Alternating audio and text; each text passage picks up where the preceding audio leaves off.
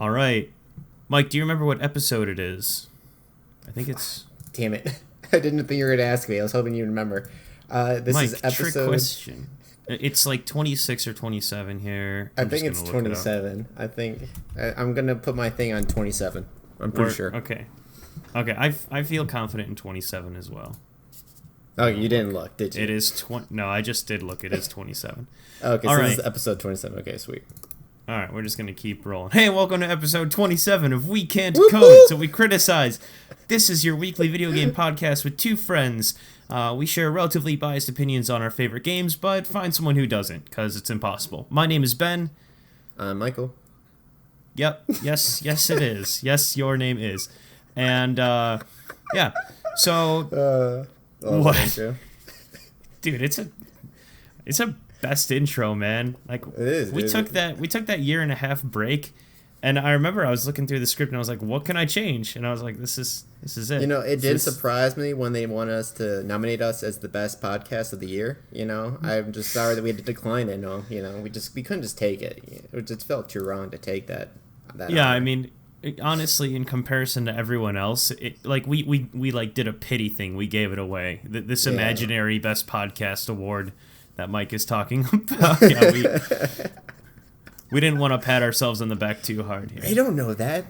They can't see my emails. We have like loaded with emails about them just making us one of the best podcast ever.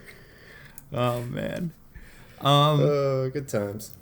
So, Mike, I was in Boise for basically all of last week. So right. So you couldn't really play any games, could you? I played a little bit of a turtle card game, but like, of course, play on your phone. I'm at this point where my deck is kind of shit. Like I'm at bronze 1 before I go silver. I'm not even trying to rank up. So it's exactly the same like last week. So I remember you saying that last week too. So yeah, it's still yeah. shit.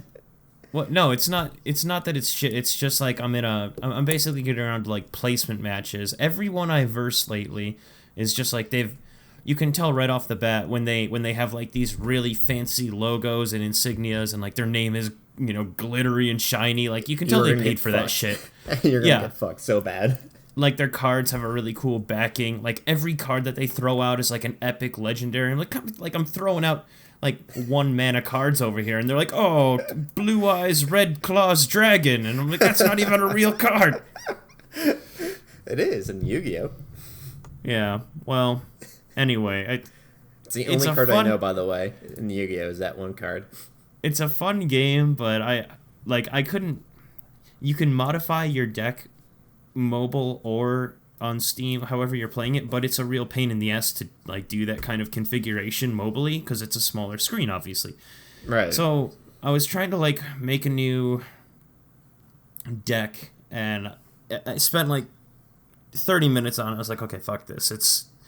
I don't know, managing it with my managing the screen with like my fingers, each tiny button, and you have to like scroll up and down, see what cards there are. Like it doesn't fit on the screen elegantly, and I was like, okay, whatever. I'm just bad UI. How is facing them? Because I know that game, it's like you can also just face the computer. Do you do that a lot, or you just don't do that anymore?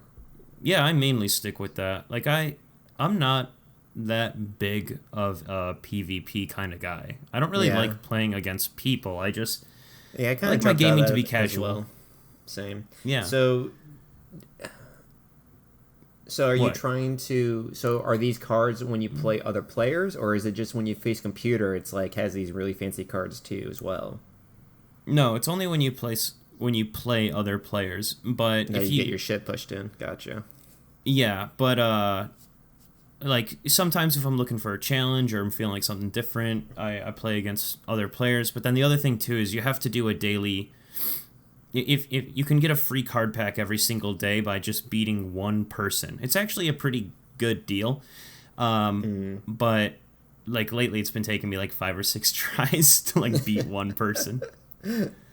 Okay. Anyway, I feel like I talked about this last week. The only reason I'm making it a bit bigger of a deal is just because that's all I've got to talk about. I've played one other game, but I'm going to hold off on talking about because you and I played this together. Right. Yeah. So, did you play anything else? Yeah, no, I've played and beat Resident Evil 7. And then I played... So at So the end, sorry, continue. I was just gonna say you had a complete shift of like a change of heart from that game. I read a text message from you and Yeah. like you've been shitting on it for the last 2 or 3 weeks, and then the last text you sent me, you were like, okay, it's pretty good. It hooked me. It because when I last said in this podcast, I was on the boat, and when you're on the boat, you play as the female character you come to go save, and that whole entire boat scene is a wholly just. It really feels like a Resident Evil game when you're on the boat.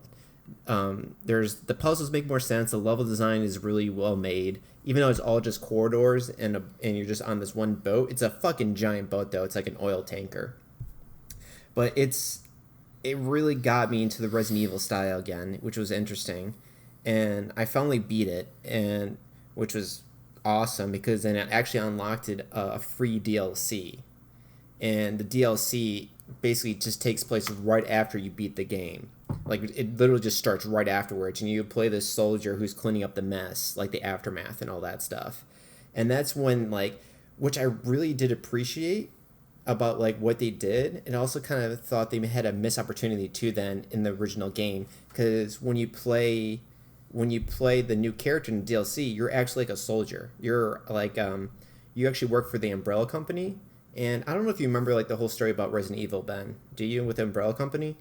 I mean, what They were the what evil story? company. Yeah, well, so Yeah. basically, the Umbrella Company is the company that made the zombies.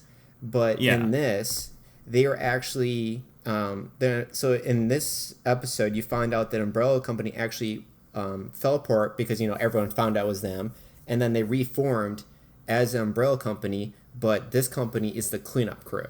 Like they're actually trying to fix the mistakes that the Umbrella Company made, and they kept the name for just like to hold the stigma. It's like, hey, we fucked up, and we're gonna hold to that. So we're gonna keep our name, the Umbrella Company. So which is why you're still the Umbrella Company, but now you're the quote good guy end quote. But so which I thought was interesting. So you're actually like a soldier, like a hired soldier for the company, and all that, and you actually can feel like you're a hired soldier too because you actually aim down sight now when you aim with your gun, because originally all you would do is that your cursor become like closer together so you have more solid shot. But when you play the DLC as a soldier, you actually aim down sight, which I thought was pretty cool. And Ben, you played Resident Evil 5 and 6, right? Before? Yeah. Do you remember the combo? You make like you go up to a zombie, you shoot them, they stutter, and then you do like a melee move and it kills them instantly. Yeah. Right? So that actually gets then applied. You actually get to do that when you're this guy. Because when you play the main game, you can't do that at all. Which now I can kind of see it makes sense because in the game, you're just some average Joe just trying to get his wife. You're not some soldier dude. And so I thought that was like a really cool thing. Because like, so in this one, if you make him stagger, you can do like, all you do is do an aim. You hit your aim button again and then you do a punch. And then that punch is like the thing that kills him. And if you have never played Resident Evil, like from 5 to 6, I don't know if this was in the 4th Resident Evil, Ben, but did they have that same effect too in Resident Evil 4? Because I know you played that one. Sorry, the effect combo? where you stumble them and then yeah. If you got them on the ground, you could just like curb stomp the shit out of them in Resident Evil 4.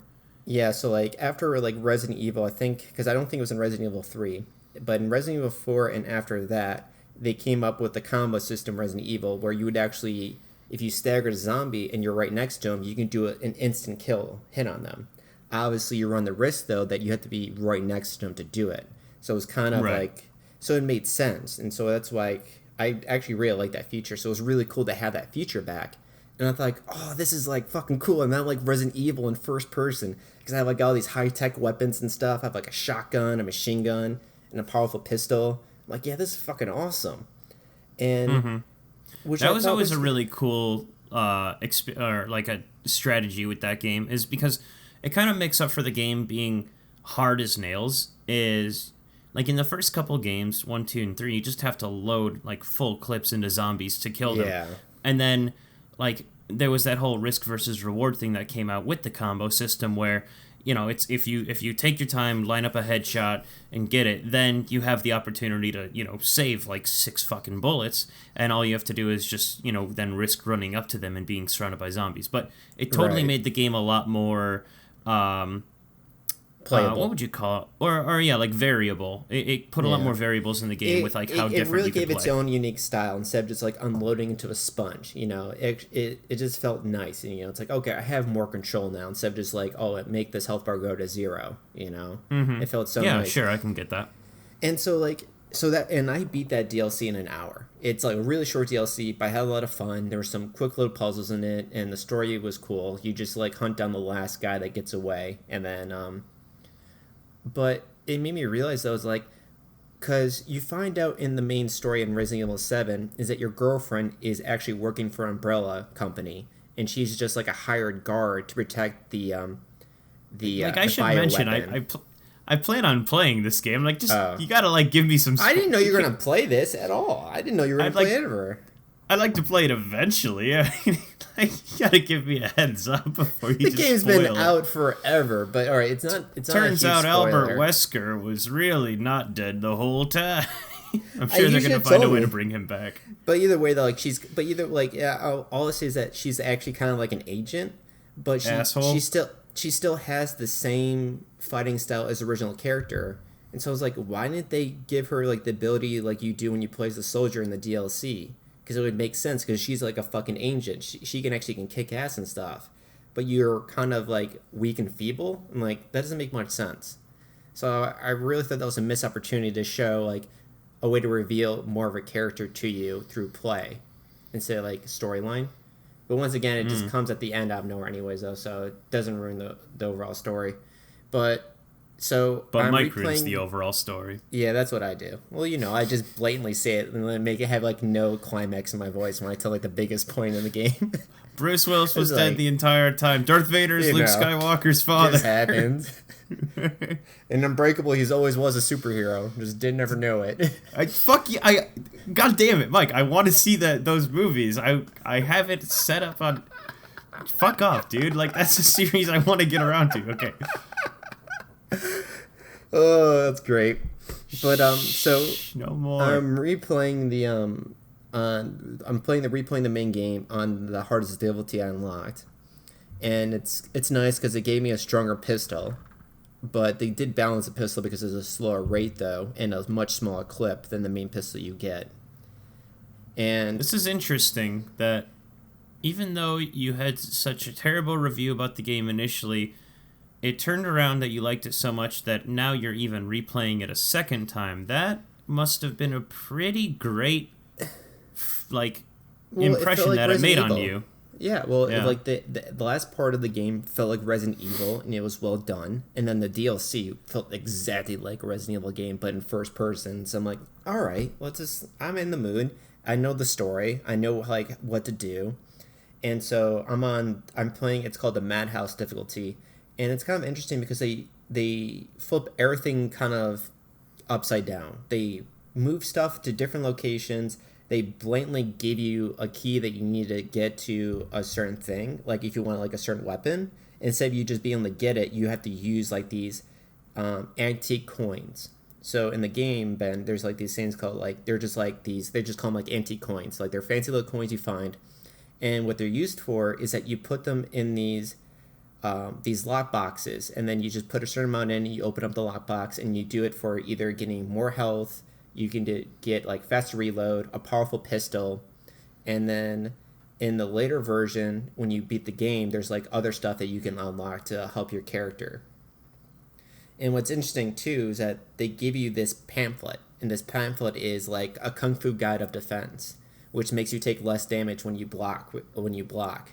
Which is annoying though, is that you have to keep it in your inventory to have actually some effect. Which is like, all right, that's kind of bullshit. Can your guy not read? Why does he have to have the pamphlet on him? I don't know, which makes no sense. And like, does he have to consult it every time before battle? I thought it'd be really funny if you block, you see the pamphlet in his other hand, just holding it up. How to block a pipe? Yeah, he's reading it in his left hand and like blocking with the other one. This fucking pamphlet does like plus 10 to dodging. Because the enemies do like twice the damage. If you get smacked once, you're immediately in red. And it's just like, you get fucking wrecked. And they even move around enemies. And it's kind of funny too as well, because I Man, there's actually some watched. GTA stuff going on in the Yeah, I background of know. over there, I huh? live right by a fire station, so there's fires going all the time. It's It's mostly just just people getting in car accidents, and people don't know how to drive in North Carolina. It's the fucking the embarrassing. the perfect location to do a podcast, right Yeah. next to a lot of public alarms going off and sirens. This is good. This is Well, why people actually, love our podcast. but there's also a police station right next to me as well, which is nice. So I got a police Great. station and a fire station. So I'm in a perfect location for this stuff, especially since Awesome. everyone gets in Thank car you. accidents all the time. But to get back to it, I actually I found out that I completely skipped a whole like scary scene that I didn't realize that like there was supposed to be like this whole thing where this guy is looking for me, all that stuff, and I just totally skipped it. Like I missed that whole entire time. I missed it for the first playthrough I did. I don't know how I was able to do it. Apparently, like I got everything I needed, and I just totally lost the guy instantly. So like his chasing with me and just trying to me to elude him lasted a minute the first time, but this time when I played, he was already out there looking for me, so which made it a lot different. I was like, oh shit! So I have to be stealthy right away, and he goes through the whole house for you too. So like, oh, so this was the experience I was supposed to have with this character instead of him just opening a door and then me immediately losing him in 2 seconds. No, this So guy like the literally. first so like the first time you played this game, there was like a 1 minute chase scene where you're like, who the fuck is this guy? And then you never see him again after that. Well, like I knew who he was, but he came after me again. I'm like, oh, he's gonna follow me around. I was like, nope. It was like I got everything I needed, so I'm done with this whole entire section. I'm like, cool. Oh. And then the next time I saw him, I killed him. So I'm like, okay. But like, so in the hardest difficulty, they have him going for you right away. So it's just like I had to deal with him the whole entire time, and I had more interesting experiences that happened to me with him. And I'm not going to say anything because they're a lot of fun that actually happened. So, and I just don't want to ruin that for you because like shit goes down. Yeah. And I mean, also we realized, wouldn't want you to ruin it for me. yeah. No, trust me, there's a lot left in there. I also This found this out. guy sorry, 1 second. I was gonna say Yeah. this guy that chases you in the house, like from the way that you're describing it to me, like the first scene where it's this guy like shows up and then he chases you and then you're like done with it, you never see him again. Like, do you remember, Mike, you and I used to watch the show Adventure Time, and there Oh, was yeah. that one episode where one of the main characters, Jake, he's like being pursued by this talking squirrel, and the squirrel has like an obsession with Jake. And this, like the squirrel always tries to get Jake's attention, but he never knows he's there. So at one point, the squirrel gets angrier and angrier for Jake not noticing him. And then at one point, like at the end of an episode, he like jumps out in front of Jake and he's like, "Remember me, Jake?" And Jake is like, "No." Like that's the impression I'm getting, is this guy is just like, "I got you," and you're like, "I don't even know who you are." Basically, the next time I saw him, I was like, oh, it's you. Right. Bye. Remember Just me? No. Leave me alone. I don't know you. Yeah. And then I just immediately lost him, and I never had to deal with him ever again. I'm like, okay, cool. That happened. All right, bye. So I could see why I had such like a different aspect from other people, because I watched another Yeah. person do like a let's play of it, and I saw them play on. I'm like, oh, so he's supposed to keep on following you around and stuff. Okay, I get it now. That's cool. That's cool. Yeah, I didn't get any of that in my playthrough. But I also noticed that there's a lot more different ways to do puzzles and stuff in the game, which I thought was cool as well. There was like, for certain puzzles, like, oh, I could have done that instead actually, which is interesting. And they also switched the puzzles around too on the harder difficulty in a little bit. Of course, they do a little bit bullshit in the hard difficulty, where instead they just, like, when you do like mini boss fights, it's like, oh, what are you gonna do this time? Oh, we're gonna throw 2 of them at you. I'm like, well, that's just kind of bullshit, because they're a fucking mini boss and I take twice the damage, and they take more damage, and now I have to like fight 2 of them. How is that technically fucking fair? That's not really something that makes any sense at all to me. Yeah, that's like the equivalent of bullet sponges. All they do is just Yeah. throw more enemies at you, and they're like, "This is harder now." I got real lucky though, because I found a way to get a much powerful weapon that I didn't realize to do in the first playthrough. And I was like, because I remember getting a certain thing, I'm like, wait, that means I could actually use this one instead. And I just want you to maybe see if you figure out yourself too as well. So I'm not going to say anything. So I luckily had this like really powerful weapon with me at the time, and like, and look, and okay. So here's the problem though. It's like when I do these two bosses though, I had a fucking flamethrower, and the flamethrower pen. I'm just gonna have to say this. It does jack shit. It's useful for one weapon, and then it's useless throughout the whole entire goddamn game. All right, I like. It's the one thing I'm not gonna let you waste your time on. They give you ammo throughout the game too for this, and you never fucking use it. Don't use it. It is absolute trash. And I tried using it on these two bosses. I had like a shit ton. I had like 500 clips of it, and it does nothing. As soon as I switched to my other weapons, they just went down so fast. And that's why it's such an issue too. And I was like, why do we even have this weapon? This weapon was useful once and only once. And I was like, it was so fucking frustrating that they give you this weapon. It's a build to get this weapon, and it's only useful for one part and one part only. I'm like, wow, that's just total fucking BS. We should just have a section of our podcast called, like, Mike Rants, because I could tell the second you started talking about this flamethrower, like, your pitch raised, your voice, you were like... It gives you all this ammo, and they talk this shit up, and it's like, oh, I'm going to use it, and every enemy is like, doesn't give a flying fuck about it, and you use, like, 3 clips on, like, the most basic one, too. The only thing it's good for is, like, breaking down its ammo to give you more, like, little packets to make either, like, health or basic pistol ammo, and that's fucking it. It's the dumbest thing ever. I fucking hate that weapon. And then when you need it, you get barely any ammo for it. But all of a sudden when you don't need it, just fucking jizzes ammo all over you like you're a fucking prostitute working on the streets. It's like the biggest bullshit ever. But besides that, yeah. So the game still has its flaws. Besides that... I'm sorry, because like I was so mad because when I was doing this, like the two...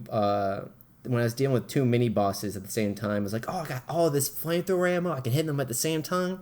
It fucking did nothing to them. I was like, and I was like, I finally switched over to my other weapon. I was like, oh, okay. So then they just both died instantly after just aiming for their heads. I was like, oh, this is just bullshit. This is a complete waste of my time. Luckily, there's like a save point right before it though. So they also then bring back for the limited amount of savings too in the new difficulty mode. Because I remember, was that a pain in the ass, or was that actually like a decent addition? No, it's not even a pain in the ass. Honestly, wasn't. I don't know why they even bothered with it, to tell you the truth. Just because it was really no inconvenience at all. They give you so much of them, and it's like I never had to worry about saving anything. Because the game is pretty darn short too. At the same time, if you know what you're doing, you can run through it pretty fast, like really fast. Like, the only reason why I can't get it through this fast is because it's just a higher difficulty, and they did switch where enemies come at you sometimes, and or where things are at. So I'm like, okay, so it's a little bit different. But if it was exactly the same, I've already been done with it already. But I did like the changes that they made. It made when you play on the hard difficulty, it's like, okay, this is actually really fun. This is cool. I'm enjoying this. So final verdict. Now that you've completed the game. 1 out of 10, or 1 to 10, what would you rate Resident Evil 7? I would rate it now, because I think before, I said it was like a 4 out of 10 or something like that. I think it's like a 7 out of 10. Okay. Maybe especially with the DLC. Without the DLC, it's a 6 out of 10. With the DLC, it's 7 out of 10. Yeah. Okay. After replaying again and realizing...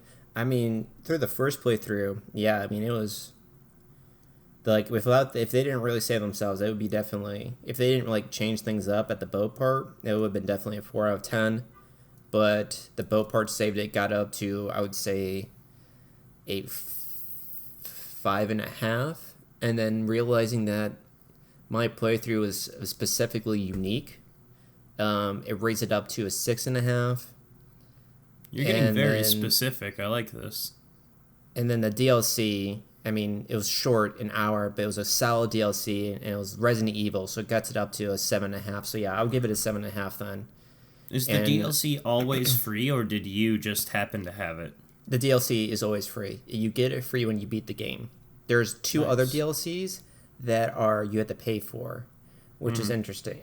The first one I saw, it was like $9. It just added to you play as the same main character, in the main game, and just like adds like another puzzle room or something like that, 2 puzzle rooms, and like the puzzle rooms are really not that good or that hard at all. $9, Jesus. And it's like that's not worth $9. And there's another one where you play as like a distant family member of like the family that's infected, and that's like I think like $14 or maybe $10. I think it was like $14, and I was like, it had a really cool preference. And I was like, but they said like the only thing that stopped me really at all even wanting to get it is like, oh, dude, like he faces them like with his bare hands. I was like, well, I don't even get guns. That's not fun at all. That doesn't even sound cool. So I was like, I'll pass on that. I wonder if it's like a stealth thing. Well, it doesn't matter. Whatever. I don't know. The guy looks pretty beefy, so it doesn't look like he can be really stealthy. Like, he just looks like a big brawny guy, like a biker dude who looks like he can kick someone's ass. So I don't know. It might be cool to be punching zombies in the face with them in first person, just beating people down. But yeah, until though with the DLC and everything, I give the game like a 7.5 out of 10. Especially if it's definitely worth a pickup. I know because I think the game usually runs like $30 now, so it's definitely worth a pickup. Yeah. Yeah, it's like 2 or 3 years old. Amazingly, it's crazy how fast time goes. So if you're especially a Resident Evil fan, I think you'll get a real kick out of it too. So if you're a Resident Evil fan, at the $30, it's definitely worth a pickup. 100%. I gotta psych myself up to play it at some point. I mean, anyone that's listened to this podcast before, they know that I love horror games. I love them, but I love to also get myself really like they're not fun unless I'm scared. So it's kind of a double-edged sword. But I think if I had the opportunity to play it, I would probably just crawl through it very slowly. I think you'll like this game. I think you'll get a good enjoyment on this game. I think this is like, even like I said, I wasn't a total fan of it. I think you would like this game though. I think this is like a perfect horror game for you to play. Right. So because trust me, there's a lot of things I have not told you about it. So. All right. As well. So there's plenty of things for you to run into and have fun with. Couple things to turn over still. Let's move forward. So we've got one more game that you and I both played together, and for any longtime listeners of the show, they're probably going to be able to guess which game it is. I have been chatting this up for a couple months now, ever since E3, and Teletubbies. Mike, I kind of got you on the hype train, Mike. Yep, Teletubbies. No, this game is called Remnant from the Ashes. So Mike and I both picked it up the first day it came out, which was last Tuesday, but because I was in Boise up until this last week. I fucking hate when you say that, Boise. Well, I went there, and I used to say, like, Boise, and then they were like, no, it's Boise. And I was like, who cares? Fucking I don't know. Well, it's like Oregon and Oregon. Like, if you go there, they're like, oh, it's Oregon. And to everyone else, it's like, oh, I'm sorry, is that not an O-N at the end of Oregon? And I always call it Oregon myself. I didn't know people would call it Oregon. That's weird. No, they call it Oregon, but it's spelled with an O-N, so it should be Oregon. But yeah, but that sounds weird. I like Oregon. That's the way I grew up saying it. But yeah, if you're a local there, you call it Oregon. If you're a local to Boise, you call it Boise. So I'm sorry I sound like an idiot when I say it, but it's like it's a little weird. I don't know. It's like they like to emphasize it. Boise. It's French. No. It's French. So anyway, I only got a chance to play Eternal Card Game, and then when I got back, I mean, it was like 24 hours. It was less than 24 hours ago from when we're making this right now. Yeah. You're going to notice that this podcast is coming out a day late, by the way. But Mike and I got a chance to play Remnant from the Ashes, and we basically just got first impressions from the game. Right. I played 2 hours with Mike yesterday, and I played about 2 hours. Which I'm really interested in hearing about your other 2 hours without me. I'm kind of wanting to hear like what happened and all that stuff and what you think of it still. Because overall, I think this game is definitely worth the buy if you have someone to play with so far.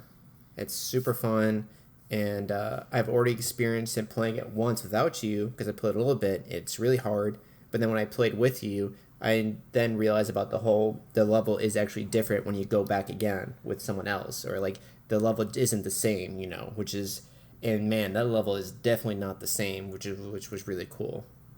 And I really enjoyed the whole, like, you can scrounge and look for materials and items and stuff and find some hidden stuff, which I thought was a lot of fun to do in a destroyed town with a friend. I went into this game Excuse me. expecting it to be really like Diablo, but I have to say that it emphasizes more crafting and upgrading than looting. So you get a lot of resources, and then you use that to upgrade what you currently have. Every once in a while, you'll get new items, but it's not like Diablo where every enemy you kill drops something new. Like, Right. for the It 2 usually hours picks that up, I've it drops rare resources. Yeah. So like when Mike and I played, him and I found a helmet at one point, and that was 2 hours of play, and then we found this welding helmet. It was pretty good. And then for the 2 hours that I played today, I found a sniper rifle, an SMG, and Oh, wow. some leggings. Damn, So you found a lot of stuff. yeah, but I actually did a public game today. So yesterday Mike and I did Interesting. private, and then but anyway, my point is, Diablo, you're going to find hundreds of items with every playthrough. This game, it's very much like if you find something, typically it's going to be better than what you have because the game is always increasing its difficulty from what I can tell. And like the longer that the impression I get is the longer that you play it, the more and more you're going to find better and better items because the enemies are always ramping up. And so then the things it gives you is always going to be ramping up.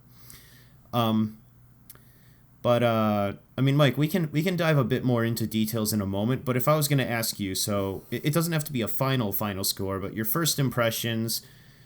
I guess you said your first impressions about Resident Evil, so I'll go first with Remnant, and then I'd like to hear from you. But if I Yeah. was going to give it a 1 to 10, this is a game that I had really high expectations for. So with that being said, I would probably rate it about a 6.5 or a 7 right now. Like, I don't think we've really gotten into the meat of the game. Like playing Diablo, Diablo is just kind of an unfun grind until you get to the end game. And this game is fun figuring out how to play, but like I play it on a public server today with some people that were way higher levels than me, and they had like these ridiculous abilities and like laser guns, and this one guy had like floating What? skulls that shot out at enemies, and I was like, I want that shit, and I've just got my pistol like pew pew pew. And so like it seems like there's so much there that I haven't really gotten around to yet. And Feels so like we're I still would in the say, fucking tutorial, sounds like. well, yeah, from what I can tell, this game is a real slow burn. It doesn't give you a lot right off the bat, but I don't think we've seen all the enemies. I've only played 2 big bosses. I've hardly seen any good like weapons or any abilities. So does it accomplish what I wanted it to accomplish? Yes. So it's deserving of at least a 5 out of 10. And then where it goes above and beyond, I was telling Mike this yesterday, is I really do like the movement in the game. I think that it feels really crisp and clean. I like the shooting a lot. Like it doesn't feel overly complicated. Yeah. Like it's really cool because typically you'd have like your melee weapon, then you switch to your sidearm, then you switch to your main weapon. So like you've got 3 things that you switch back and forth to. In this game, just left click is your melee, and then you switch between your sidearm and your primary, like firing gun. Like basically one of those is always equipped, but if you ever left click, it's your melee. But the way to activate your gun is you hold right click. So basically you have to be aiming. And it's a really elegant way of being able to take 3 things and just manage it to 2 things. So I like that a lot. The movement is really nice. So it's got a very Dark Souls kind of feel where just like dodging is the bread and butter of the game. Well, there's no blocking. You can't block in the game. Yeah. Okay, well then maybe I think Bloodborne got rid of blocking and it's more of like attack, counter attack. Yeah. Yeah. So if anything, then I don't really play those games, but I would say it's probably then like Bloodborne, where it's attack, counter attack, and then go for like the big hit or something. Typically, some guy will shoot something at you or try to hit you, and you dodge out of the way, and then you just like take your shotgun and rinse and repeat. But yeah, I would probably say like a 6.5 right now. It's hit my expectations, which, as I said, were really high, and then the movement and everything feels great. The reason it's not higher right now, though, my rating isn't higher, is because I think that there's just so much we haven't had a chance to see. Right. I really do I feel like agree. there's a lot more to this game. So Mike, what do you think out of 1 to 10? I have to agree with you. I think I would give this game a 7. It gives me what I was expecting out of it. I feel like the fighting style, because I played it a lot, is more like Fable. And Fable was a very quick, easy fighting game, but there was also a lot of depth in it too, because it was the same thing where you can easily switch from far range to melee, like to far range to close range without worrying about anything. There was no blocking. It really just made it straight and streamlined, but there's still a skill in it. The problem I have it so far with like the overall combat and movement is that I really wish that, because when you can dodge roll and reload at the same time, but if you're swinging your weapon, you cannot dodge roll in the middle of a swing. You can't stop your swinging, which I think is a huge disadvantage, and it's not really fair because using your melee weapon up close is already really dangerous as it is, and I don't think they should really punish you for trying to be up close to an enemy when it's already dangerous to be up close to an enemy, especially when you have powerful weapons. And Yeah. I'm playing class that specializes in melee, and he has a trait that gives him more damage. And I think it's just kind of bullshit that I get punished for using my melee weapon when clearly, even though my shotgun does more damage, but I'm like, it's like you're punishing me for trying to get up close already, and they do a shit ton of damage. So there's already a threat, and I think that to be able to end your combo anytime you want to, I really don't think it'll make the game any super easier. I just think it would make it more fair and make the character I play as more viable person too as well. Because it is fun to get close and personal and try to dodge his attacks, but knowing that I can't break out of like a lock if like something happens like out of nowhere, which does happen in the game, which I fucking love, by the way, because I'm going to talk more about that. But that's like my one thing, like, damn. So I guess I would give it a 6.5 because that's like, I hope they fix that. Maybe they change that where you can just like dodge roll out of a combo and stuff, to evade a attack. Because one of the things I like about the game, really like, is enemies reacting to damage. Majority of the time, enemies do react to when you hit them, and it's pretty cool. Especially if you do like a bunch of little shots, like if you do a bunch of shots from your pistol, it's really cool to see the enemy like get blown back with like each shot of the pistol. And if I come with a sledgehammer, because like my character uses a sledgehammer because he's a tank, they go flying when I hit him with the sledgehammer, or they react to the sledgehammer too. So there is like this really cool style that they have in the game where enemies do react to the environment, and it is nice that enemies do hit each other with their range weapons as well, because there's friendly fire in this game. You can hurt your allies if you shoot them, but enemies can hurt their allies too, which I think is totally awesome, because if they get hit by one of their enemies, they also get reacted, so it breaks their like swinging animation or their attack animation, which adds a whole depth to the game of just like strategy wise, which I really appreciate. I want to comment on that too. So whenever you do hit an enemy, whether it is a melee, whether it is a shot, they almost always give some kind of a reaction to it. It usually interrupts them if they're trying to like swing or something. Like there's a lot of times where I'll just rush at an enemy and he's charging up for a big hit, and then I've got like a hatchet so I can attack faster, and like so they're raising up their arms above me ready to just bring down the pain, and I just whoosh, and like that interrupts them, and that's like a really cool thing. I like that they always have some kind of a reaction. Like it makes them feel more than just like a sponge basically. And that's the problem with my class too, is because I use a heavy weapon. And then my weapons is a little bit slower, so if I'm coming melee with like lighter attack enemies, they can break mine. And I can see it coming too. I'm like, well, I wish I can dodge all of this, but I'm in the middle of attack. I'm like, damn. But in the end, what I could do is I can just buy a lighter weapon and I'll solve that issue, because my trait is not attached to my weapon, it's attached to my character. So I've been thinking to myself, like, after I was done playing, it's like, maybe I should switch to a lighter weapon and stuff. And then that way then I don't have to worry as much being caught out like that. But man, the combat is still a shit ton of fun. I just like playing with Ben. I just remember just always yelling. I was like, dude, there's another one right behind you. Watch out. As I'm like trying to take out like a huge guy and all that stuff. Enemies come at different direction. The game really hits you hard. But with the simple combat, you don't feel overwhelmed. You just feel in these intense situations and stuff, which I think is really cool. Yeah, and there's like viability of running away and just like dodging and hopping over windowsills, turning up, shooting. The sound effects is really cool with it, and like Ben said, the guns feel so good when you shoot guns, like the shotguns, the pistols, all the guns feel good. Hitting with like the heavy weapon feels fantastic too as well. I had two comments I wanted to mention. So the first one was that I really like the uh basically everything with the levels are really good. Uh, I like if you're going through a dungeon, there's a lot of save spots where if you die, you'll be reverted back to a save spot. But there's still a way that it punishes you in the sense that if there's like a big like mini boss kind of monster that you die to, if you kill it, usually it'll drop something pretty good for you. Like whenever you kill something that's more than your average mob, it gives you like a crafting resource, and you need those A rare one. It gives you a rare crafting one.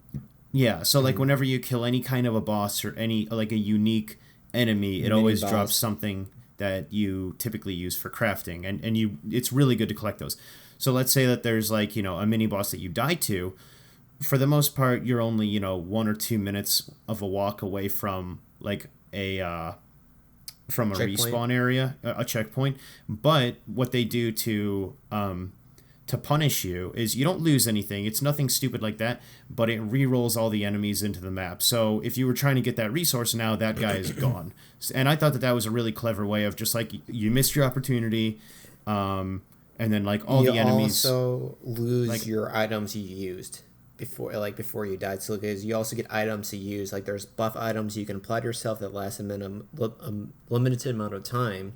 And if you die, you still lose those items. You don't get those items you used in that fight before after that checkpoint. Those are gone. You can buy those back from a vendor in the base though. So it's not the biggest thing, but it is a pain in the ass to go back to the base. It's still a waste of resource in some case, which I think is fair. I think because like I am glad that you do lose that, because they're like losing nothing. Like I feel like it's a little bit too.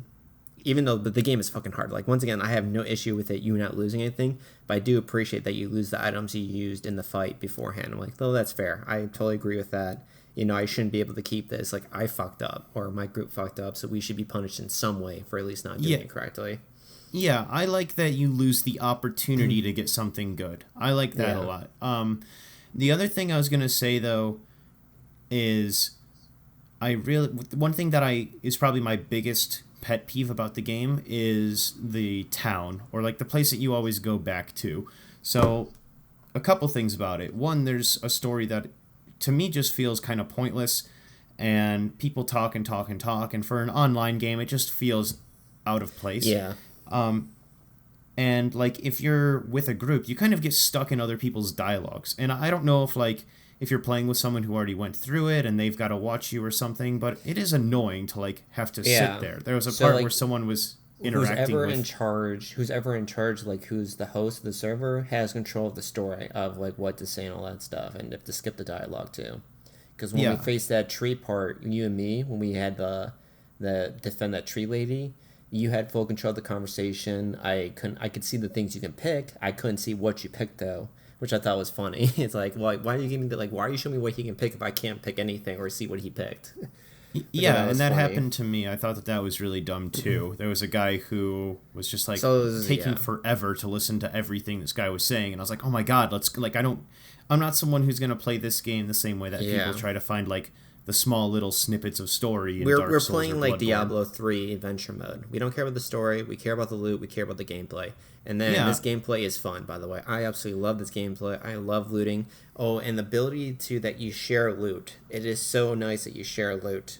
It is just because then you actually split up, and there's like no reason to stick. Like you actually can split up, explore separately, run into different situations while on the same map, which is still fun.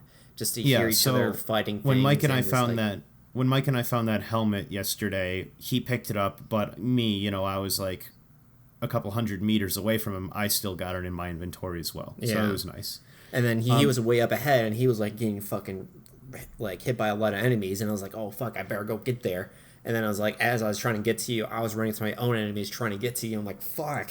Because like I only hit I ran to like a few, but still, it's like it was kind of cool to have that experience of just trying to run down the hallway while dealing with like small enemies that were like no threat to me. But I'm like, well, they're slowing me down. Ben's gonna take damage, and it's like, and then this damage does matter like over time because you have a limited amount of flasks or dragon hearts, which I think dragon heart's kind of weird thing to go by, because once you use a dragon heart, it doesn't like.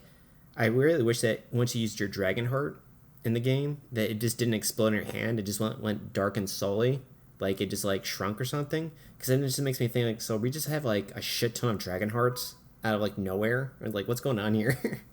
Yeah, the animation's kind of weird. Yeah. Whenever you go to a campfire, you can reuse them. So it's like you can refill them, but whenever you activate it, it just like disappears. So that's weird. It just like explodes in your hand, and like in like what I liked about it in Dark Souls, it's a flask, and your flask just runs out of liquid. I'm like, okay, that makes sense. You reuse your flask, but in this when you see you see your partner's like Dragonheart explode. I'm like, it just I just like once again, this is no game breaker. It's just a funny thing. And I think about like, damn, how many Dragonhearts do we fucking have? It's like to go through so many. Well, the last thing I was going to mention is I've got a couple issues with the main town. So the first one I said, I think it's just too big, and the story is kind of unnecessary, but it kind of forces you into it a little bit.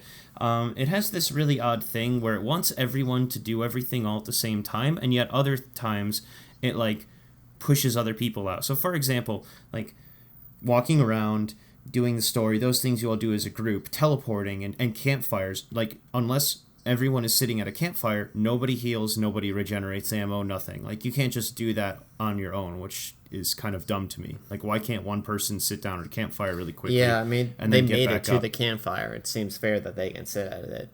So, like, as long as there's no enemies, they made the trip there. Yeah, if you've got some asshole that's just, like, fucking around who doesn't want to sit down to be funny, like, you should be able to get what you want. The other thing I was going to mention, too, is that if you're going through menus in the town, there's two main vendors. There's a weapons vendor and an armor / like a runes vendor. And if one person is talking to them, the other person can't do anything. They can't talk to them. And that's like a really dumb thing. There's a way to solve it. You just kill them. You can shoot them and kill them. That's what I did with you. Mike and I we found out that we can't talk to the vendor, but if you kill the person on your team who's talking to them, then they'll die, and then you can talk to the vendor. Yeah, so that's great. It's funny, but I can see people online just being assholes about that. This and is I think they definitely need to solve that. You definitely, this is a game that you should play with, mostly with people you know, because I can see that happening with just random assholes who just want to troll. And I mean, we had a lot of fun with it though, because we were friends, so we'd always joke around. As soon as we got to a checkpoint, we'd immediately start shooting at each other, trying to kill each other. Every single time. I love so it. Always. Whenever you go from one place to another, it always is like, traveling in 5, 4, like it counts down. In those 5 seconds, Mike and I just take out our guns and just start blasting each other. Well, no, what happens usually is that I'm sitting at the thing still, and Ben always immediately unlocks, points his pistol at my head, and shoots me in the face every single time, and gets like 1 round off every single time. And it's pretty funny because you just see Ben's character stand up, turn, look at me, and shoot me in the head with a pistol. Then we teleport, and I'm like, okay. He's possessed. Oh my god, just takes it like a champ. Which I find funny too is that you don't react to your allies' damage though. So, which is a nice thing though, so you don't have to worry about them ruining your swing or combos or something. So, which is good. Yeah. So, but it still makes it even funnier. If I was going to make changes to this game, the 2 changes I would make are let people do things more individually. If one person wants to go back to town, let that person go back to town. You don't need the whole team. If one person wants to get ammo and get health from a campfire, let them do that. You don't need everyone to sit down. Like, it just opens up doors for people to fuck with each other and waste each other's time. The other thing that I would change is when you're in town, once again, let people do things individually. Like, let more than one person talk to each vendor. I would probably condense the map as well in town so that everything is just really simple and fast to get to. There's parts of the story where you've got to like run down 3 flights of stairs to do this thing or that thing. It's you got to that point in the story? Nice. It's just like, I just remember I was like, this is like this. All you're doing is just wasting my time. All I'm doing is sprinting down. Is there something important down there? It's so dumb. Like Ben's talking about like a research room that's locked when you first play. So is there anything important in that room that you have to go there usually a lot, or is it just like a one-time thing to be there? I don't know. Once again, this is more or less first impressions. I got an item that I needed to from there. I don't want to give anything away because it's still a pretty fresh game. But anyway, that's what I've been playing this week. And those are my final thoughts. I'm going to keep playing that this week. Mike, did you have anything else to add on that? Just really, I agree with the more than two people, more than one person use a vendor, and to add the ability to break out of your combo swings, the ability to dodge roll out of melee attacks and stuff, your melee swings. I think that's an absolute must because it's a real punishment for the one melee class in the game. It's like who is already risking his health getting close to like large fucking melee damage characters. And I don't see why they would do that to them. It's like, well, you're already putting me in extra danger. Why are you really kind of fucking me over here? While everyone else has like ranged abilities and they can stay safely away to do all their heavy damage, but to do my heavy damage, I have to go and fuck off.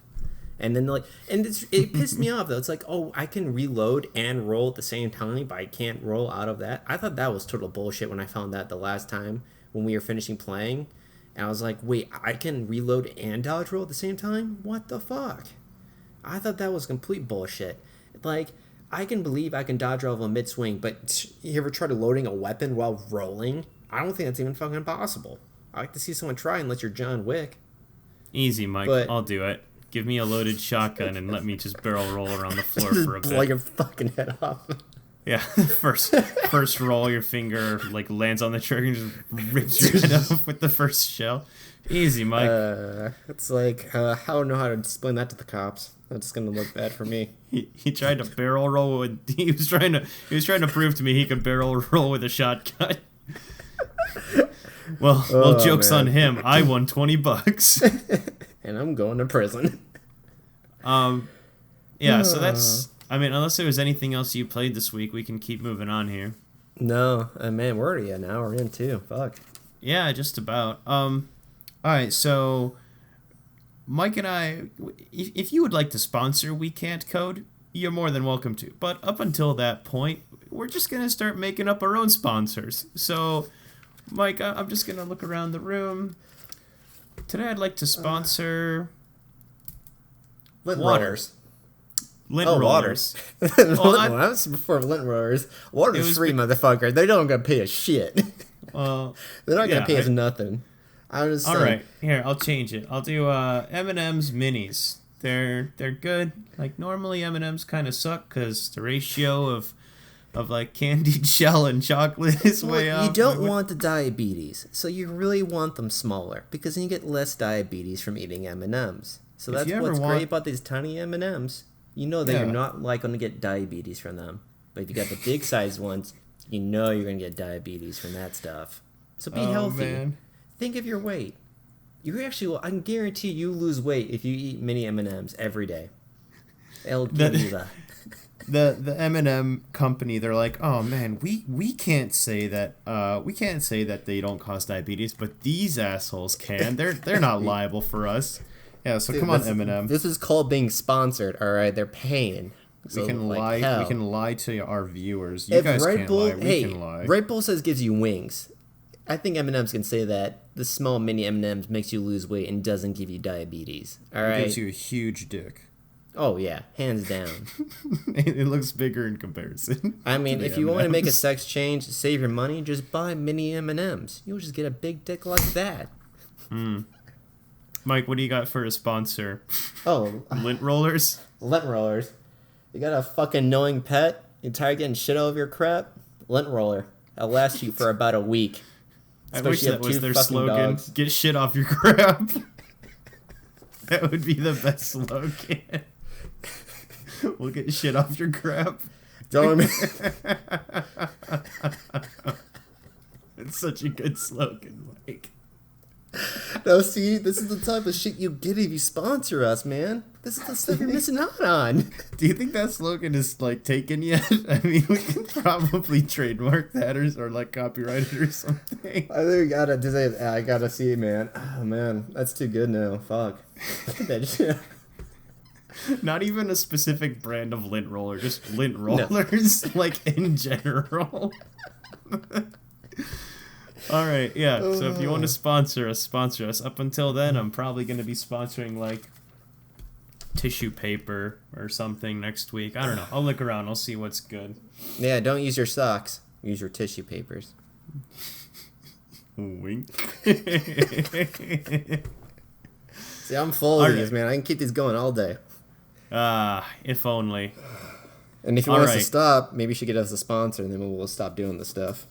Yeah.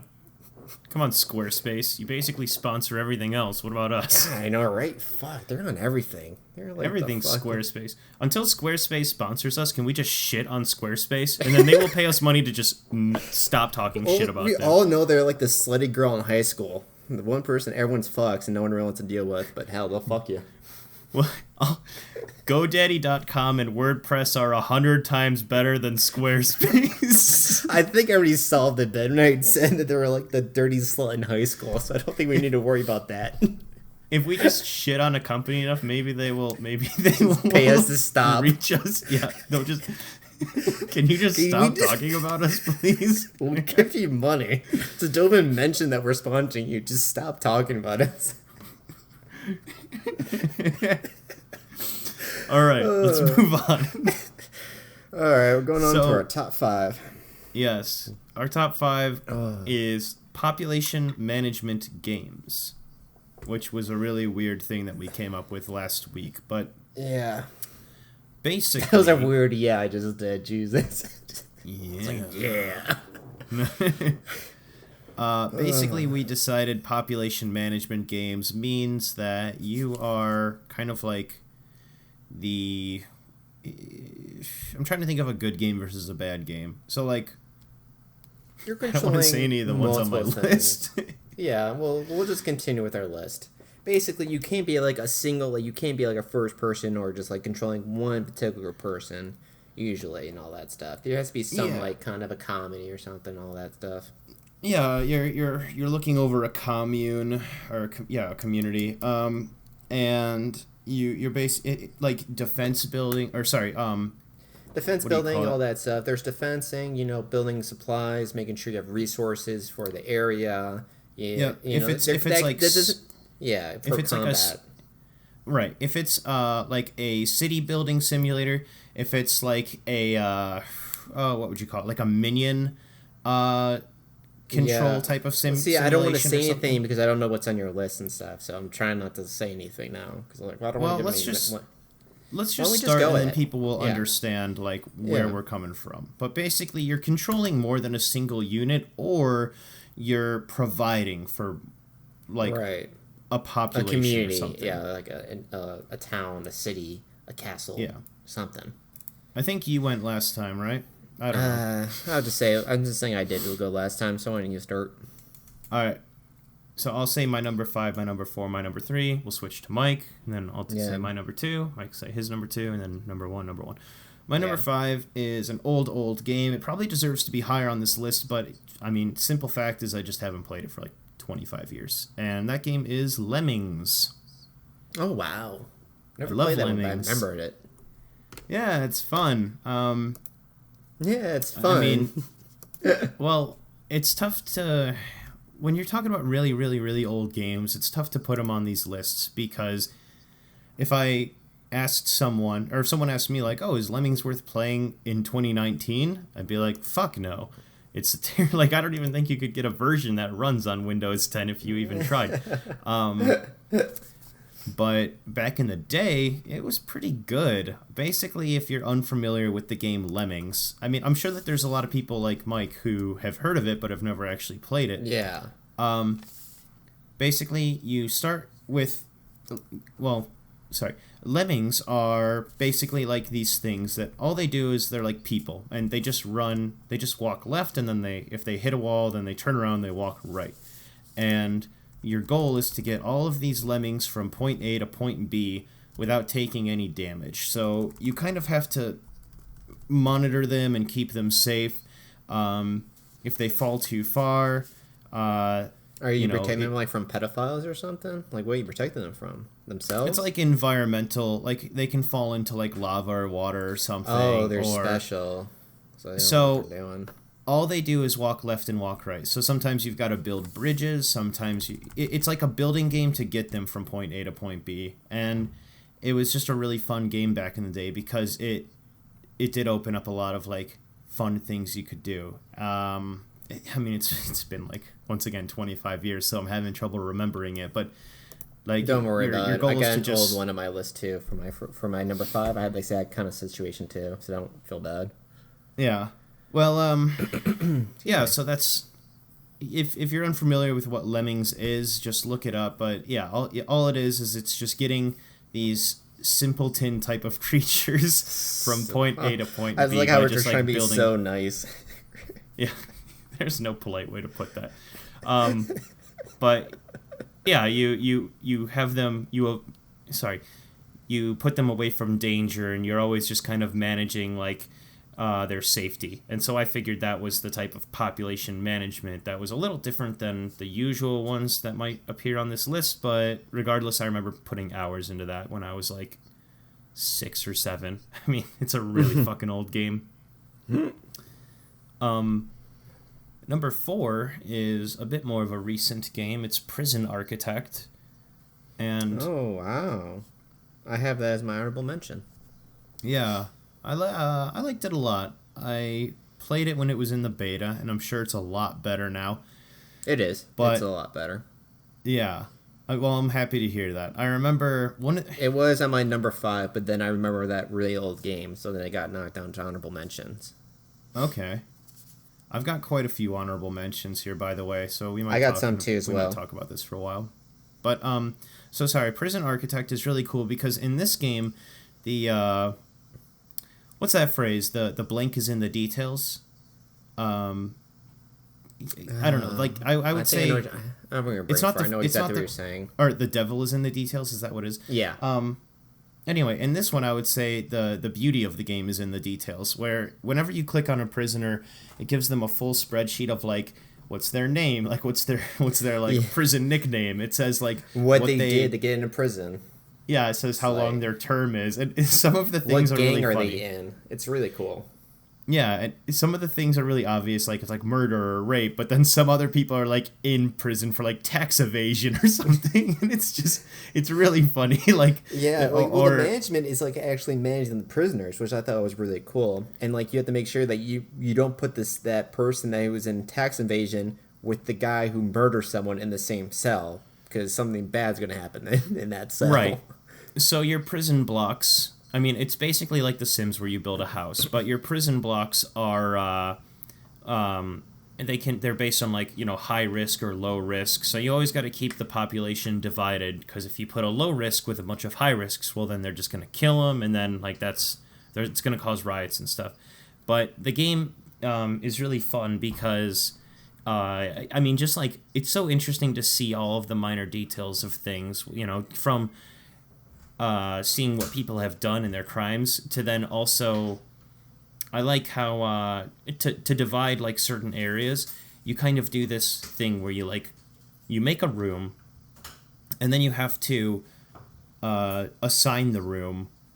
Mm-hmm. Like it's kind of a drag and drop where you select your X and Y here, and then you drag it over to another X and Y. You have to build each room. You have to designate what the room is, so they know how to use the room. So you have to make a cafeteria, and then you have to designate that as the cafeteria. So then the AI knows, okay, when it's cafeteria time, they go to that specific cafeteria, and then you can even break it down to like which cafeteria each prisoner goes to. You can designate, all right, this, you can actually even designate areas, and when you get a bigger and bigger prison, you can designate what's off limits, which is only access to low-class prisoners, what is only access to high-risk prisoners, and then you can start breaking down schedules, what the prisoners do.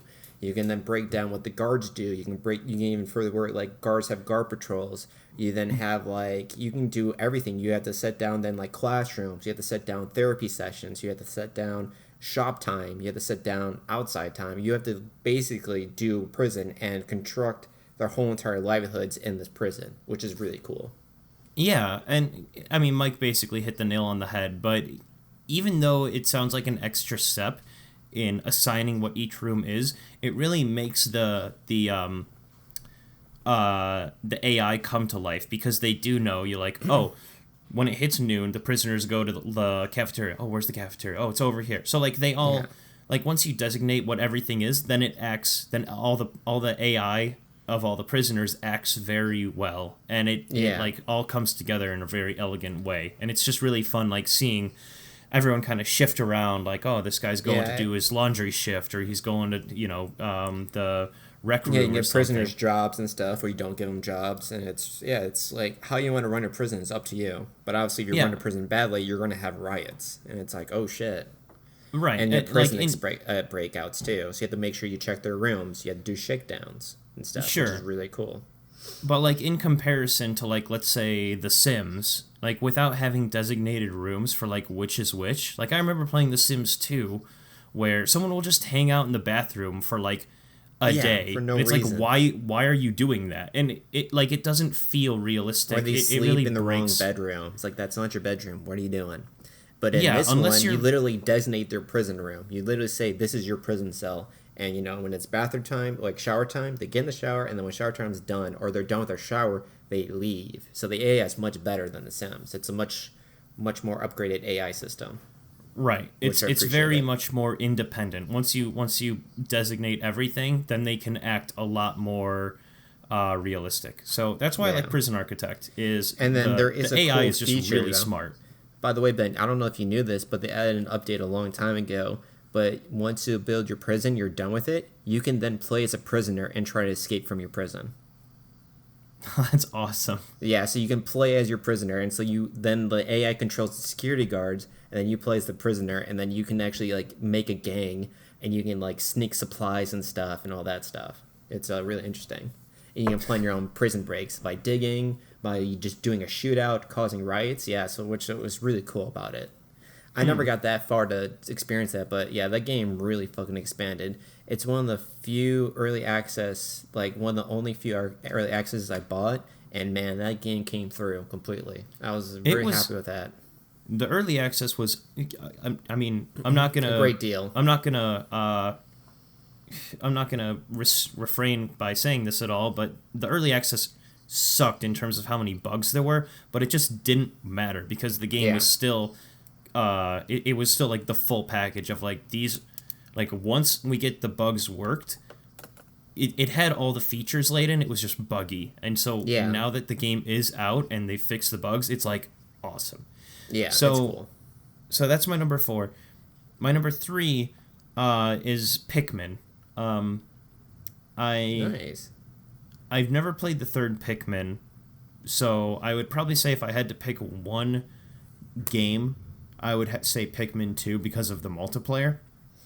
But Pikmin's a really cool game because it took that idea of your community being these small little creatures, and you control them, they help you, you look out for them, but then also they are how you deal damage. So it was a really interesting system of like, I need to kill this big boss, but how many of my little resources, that basically they are resources because they help you collect things, how many resources do I want to sacrifice to kill this enemy? And that was always a really really cool situation. I mean, you basically had to decide, like, you know I can sacrifice 30% of my population to take down this monster. And then if it didn't work out and he, like, kills all of them, that's like, okay, well, fuck, I've got to figure out, like, do I sacrifice more? Do I come back to him later? So I really liked that the population management in that game was not just keep your people safe. It was like you have to sacrifice literally the population to keep the population safe. And I mean, For the greater like, good. describing it, it sounds like a pretty morally And it's really gray funny too type because they're of really game. cute little creatures too, and it looks very incident. But then you realize when you're like, oh, I have to pick a certain amount to slaughter for us to make it through it. It's like, okay, Yeah. you Yeah, basically there's play like as God to these little flower creatures. one of the main enemies that you face in Pikmin 1 is like this kind of mushroom thing, and it's got fangs, and it looks like a ladybug thing, but it's got spots on it. And like when you throw like 8 Pikmin at it, the way that it attacks is it just like it just eats a couple, and you're like, oh god. Yeah, Like I've they seen don't. trailers and gameplays of that. That's Yeah, hilarious. once again, they don't really like hold back their punches or anything. They're just like, you threw that guy over there and he got eaten and he's dead now, and He's that's on gone. you. Yeah. But that was always a really cool thing for me. Once again, it's not just keep your population safe. It's I've always wanted to play it too. I'm wondering if that has it on the Switch. No, but they had shame. all the Pikmin on the on the like Wii U store, I think. And then with that, Pikmin 3 came out on the Wii U. And if I know anything about Nintendo, it's that they're refurbishing a lot of their Wii U games to be on the Switch. I mean, they did that with Nice. Donkey Kong Tropical Freeze, and so Pikmin 3 could very well be I'm gonna pick up on Pikmin the Switch. 3. I guarantee that is one thing I know for sure I'm gonna buy because I always wanted to play the Pikmin game, but I never had like a Nintendo system after Nintendo 64. So It's a great series, yeah. yeah. But anyway, so those are my bottom tier 3. Was number 5 was Lemmings, which I think is an exclusively a PC game, but when I was doing some research on it earlier today, I think it's on the mobile store, so I think you can play it on your phone right now. Number cool. 4 is Prison Architect, which I'm almost certain is an exclusive PC game. And then number 3 is Pikmin, which if you're playing number 1 or number 2, it's on the GameCube. If you're playing number 3, it's on the Wii U. Mike, what is your number 5? My number 5 is, so originally it was going to be Prison Architect, but then I immediately remember this old game that you also can no longer play on the PC. I tried to find it. I tried to get copies of it. You can no longer play it. Is Sim Ant. And this is when you play as a colony of ants in a backyard. And your main goal is to get from the backyard to the house and to infest the whole entire house until the people vacate the house. And there is so many things that you have to deal with in this. You have to build out your colony. You have to build out your nest. You have to get food for your nest. You have to defend your nest and attack other ant nests too. You also have to watch out for tarantulas. You have to watch out for dogs. You have to watch out for lawnmowers. And then when you get into the house, I believe there's a cat inside the house you have to watch out for. But the main goal is to keep on spreading your colony. But I think there was always a time limit. It's been a long time because I remember they could poison their lawn. If you grow too much in the lawn and don't get to the house, they can poison like the lawn and then you just lose the whole entire thing. But it's Can you imagine a remaster of that game? How cool that concept still is. Dude, it's still cool. I just would love to play that again, but I can never play it and I can't find it.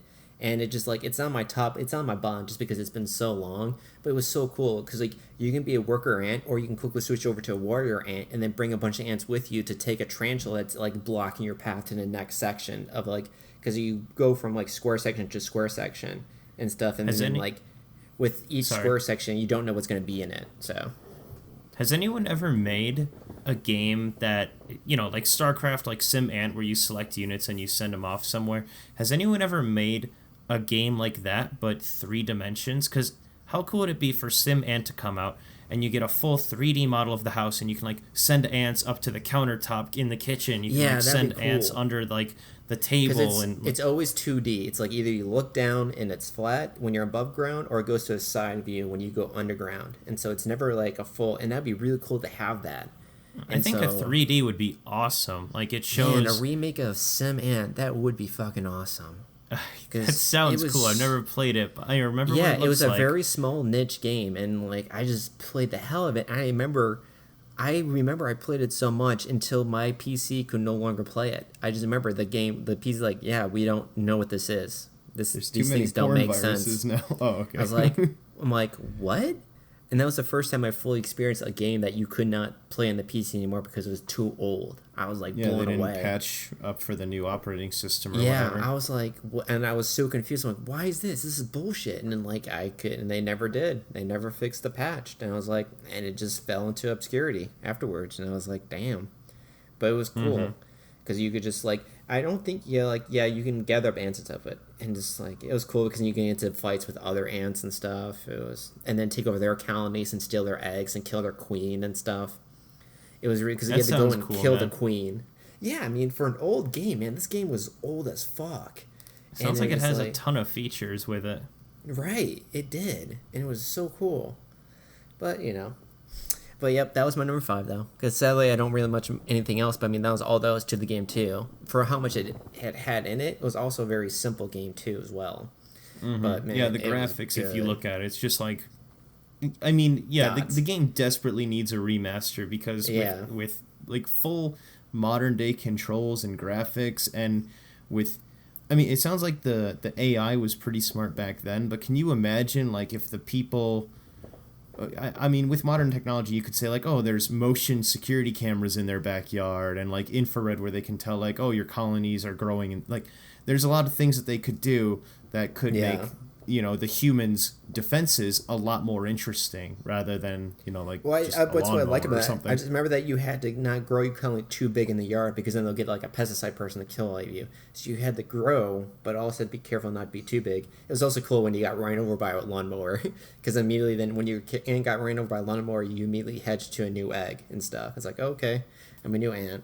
And how you spread your colony is that you find a new hole, you make a hole, and then you hatch a queen, and then you take that new queen into a new hole, and that's how you expand your thing.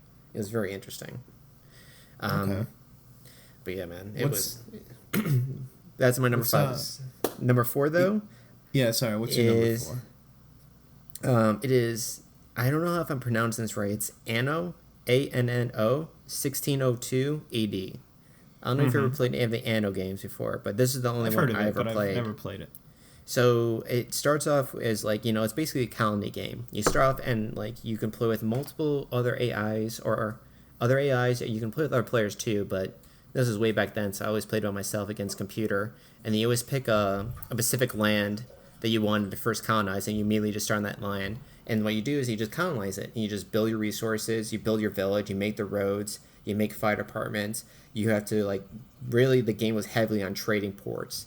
And I was not good at this game, but man, I kept on trying. But like my cities always crumbled because I could never figure out the whole trading process of actually trading with other cities. Because I'd always have like this massive resource of one thing in my land, but I could never figure out how to trade with other people.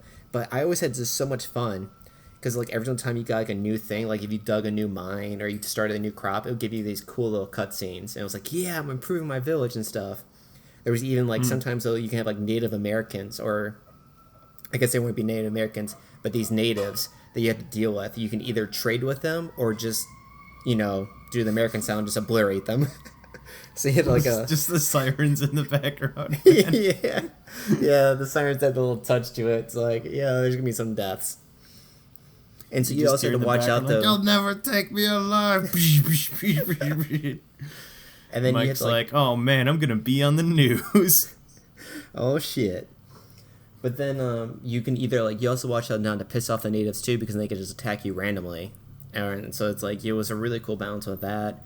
And it was a very interesting, just like SimCity kind of thing with additional, just like, you colonize, you make soldiers, make bases. It was really cool and everything like that.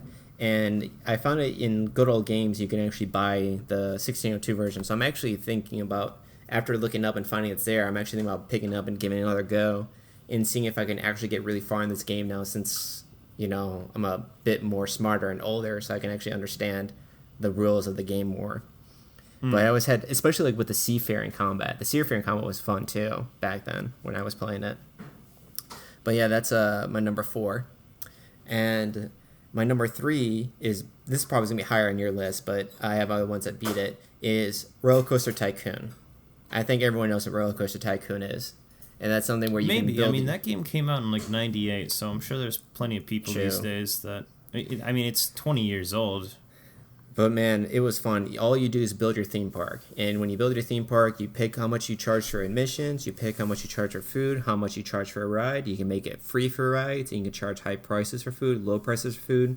What I always did with this one is I always charge a high ticket price to get in the park, but all the rides are free, and I charge high cost for food. So basically like Six Flags, like any other fair, and it works every time.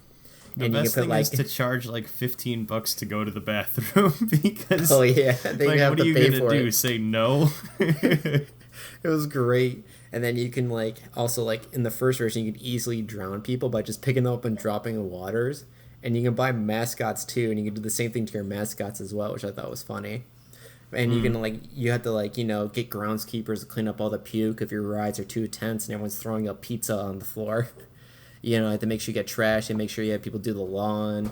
You had to make sure everyone like enjoyed the ride, to make sure no one got lost. It was a really cool game, man. I really enjoyed it, and still, honestly, that game still holds up today, in my opinion.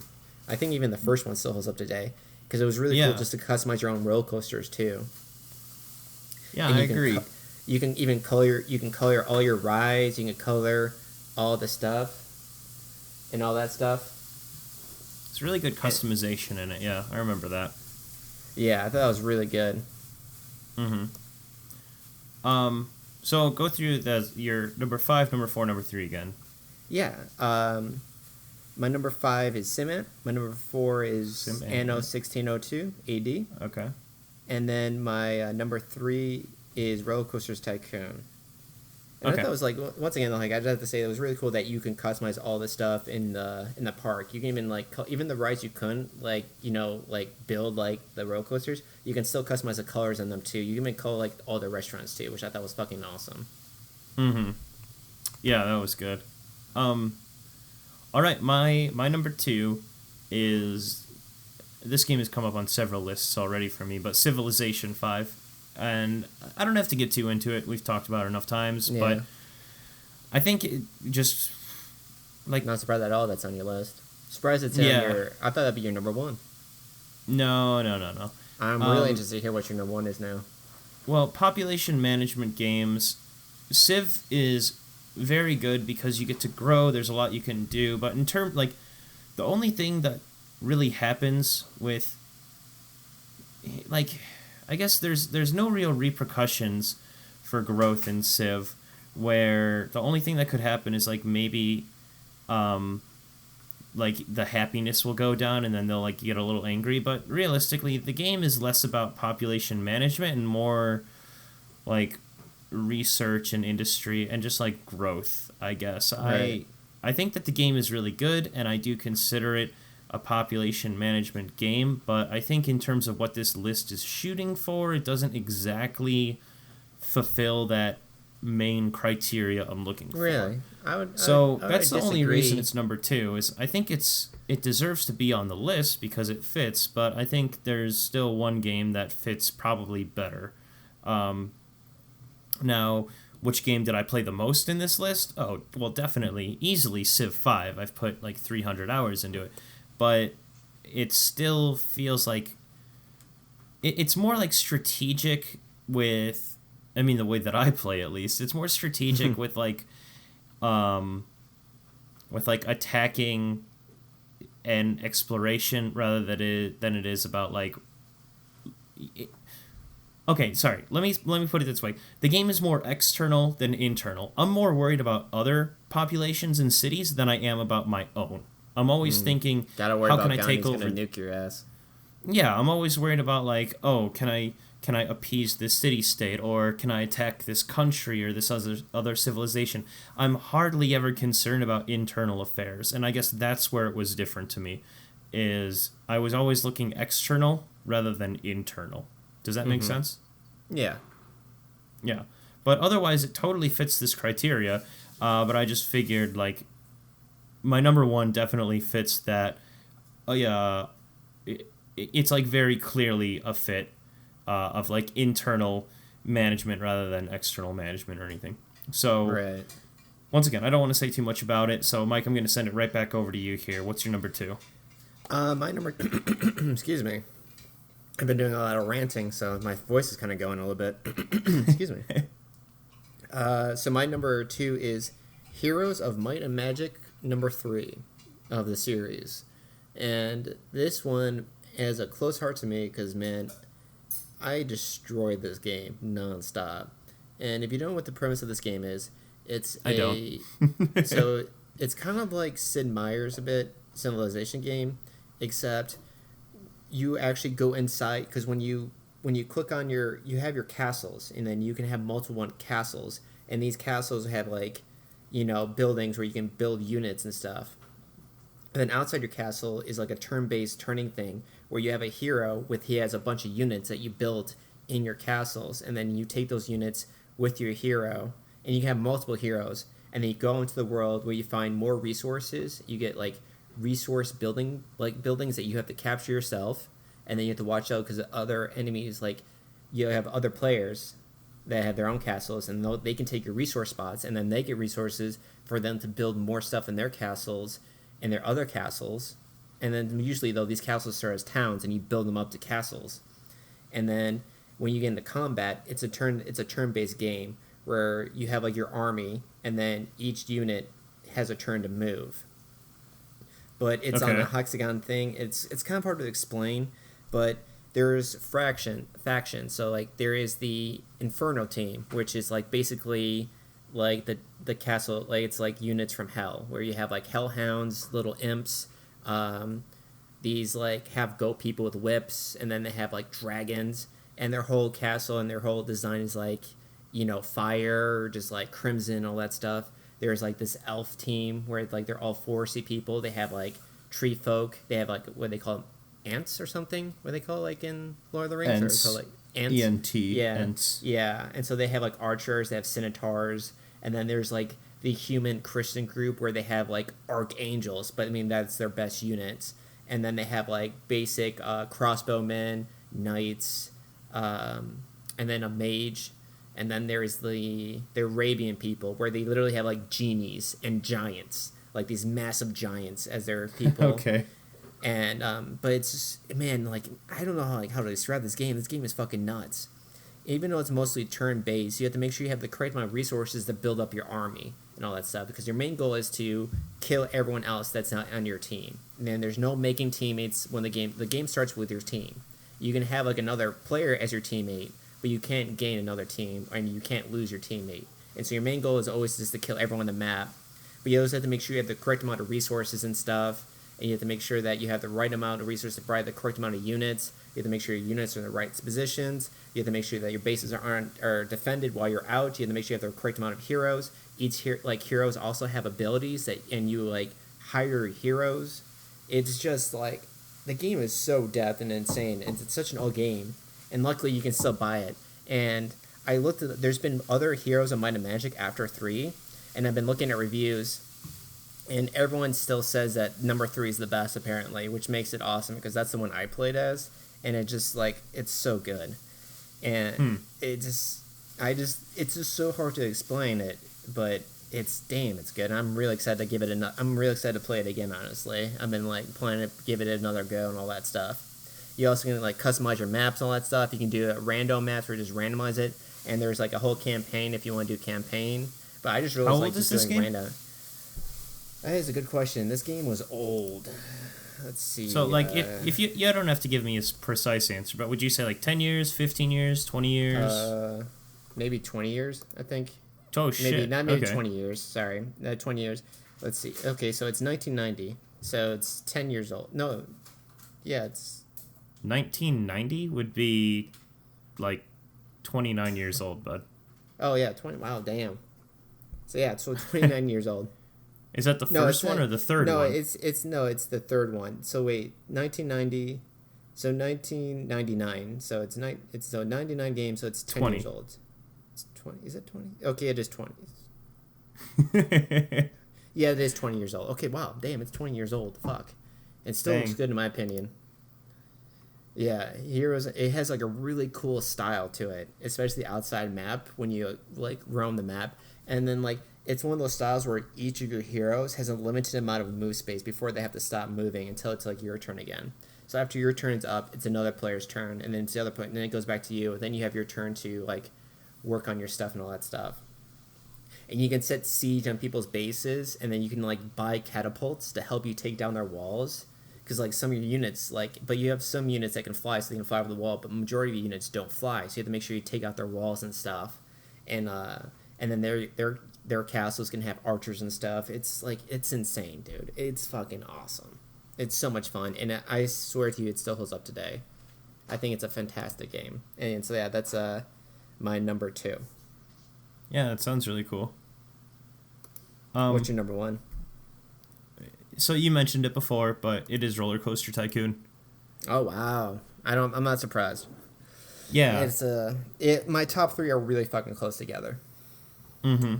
Well, Roller Coaster Tycoon for me, I probably put the most time into that than anything else. Well, sorry, that's a lie. I just said Civ 5 before, but yeah. Sorry, I I think that I can just customize anything I want in that game. On top of everything that you already said, you can customize the way that, buildings look and have everything have a color I was scheme. wondering why you wanted to rush me off the topic. I felt I was kind of being rushed in that one a bit. I was like, I'm kind of being pushed off this one. I can see why now. I let you talk about it, but I just didn't contribute anything towards it. But I remember also the game was just fun to fuck with people. Like, all these other games were good, but Roller Coaster Tycoon was great because anything that you did in it hardly really mattered. Like, you can build this great roller coaster, and then, like, at a certain point, you can just delete half of a roller coaster and kill dozens of people for a while. And then you can just build the roller coaster back, and it's like nothing happened. Like, the great thing about the game is, like, you can just fucking decide to kill a bunch of people one day, and then, not do that anymore, and then everything's totally fine. Yeah. It sounds totally normal. But no, I get you. It was a fucking game. It knew it was a game. It knew what it was. And so it didn't fucking care, which was awesome. Mm-hmm. Yeah. I loved it. I think some of the best things about the game are, like, charging, like I said, $15 for the bathroom. I really liked how you could decide down to, how much people's wages were. You could, like, the janitors, the mechanics, the mascots walking around, everyone, you could decide how much money they were making. And I think the one I played the most is Roller Coaster Tycoon 2, but it just felt like they had thought of everything. First one. You only played the first one? Yeah, I didn't find any reason why to play anything else. It was like, this one's just as good. It's like, it's good. It's perfect. It was. Yeah. I absolutely loved it. You can also you can have roller coasters go through the mountains and underground, above ground, through water and stuff. It was awesome. Mm-hmm. Yeah, back in the day, the landscape, like, modifications that you could make were really just, like, game changing. But there's a lot of great stories that come out of Roller Coaster Tycoon as well. There's people that made, like, prison islands. Like, online, you can find really funny videos of things, but the funniest one by far is Mr. Bones' Wild Ride. Are you familiar with this, Mike? No, not at all. Oh, it's great. So, Mr. Bones' Wild Ride is this guy, the only thing he put in his park is, it's basically like a merry-go-round where you, like, get on a horse or, like, an animal, and then it's on a rail, and it just kind of brings you, but instead of a circle, it's like a roller coaster. So, like, you can go up, you can go down, left, but it's like a track. So what this guy did was, it was the only ride he had in his entire park, and he made this long ass, the reason he picked this ride was because it was the slowest, and he made it go as slow as possible, and he made the track take up the entirety of the park, like, above ground, underground, on the ground, like, it just kind of swirled and looped all over itself, and so he called it Mr. Bones' Wild Ride, and it was the only attraction at his park. And so, like, you can skip time. You can say, like, normal speed, double speed, 3 times speed, 4 times speed. So he opened it up. Everything was free. People could get on the ride for free. And he just sped it up as long as possible. And then he, like, went away for a little bit and came back. And you can read the thoughts that people are saying on the roller coaster. And he looks at it, and it says, like, almost everyone on it says, "I want to get off Mr. Bones' Wild Ride." And it's, like, they said that, like, 2 months ago, Mike. Like, they've been on the ride for 2 months. I want to get off Mr. Bones' Ride. I forgot about that feature. Oh, shit. I would like to get off Mr. Bones' Wild Ride. Yeah, they were on the ride for, like, I think I saw, like, 4 or 6 months that it took for people to go on this ride.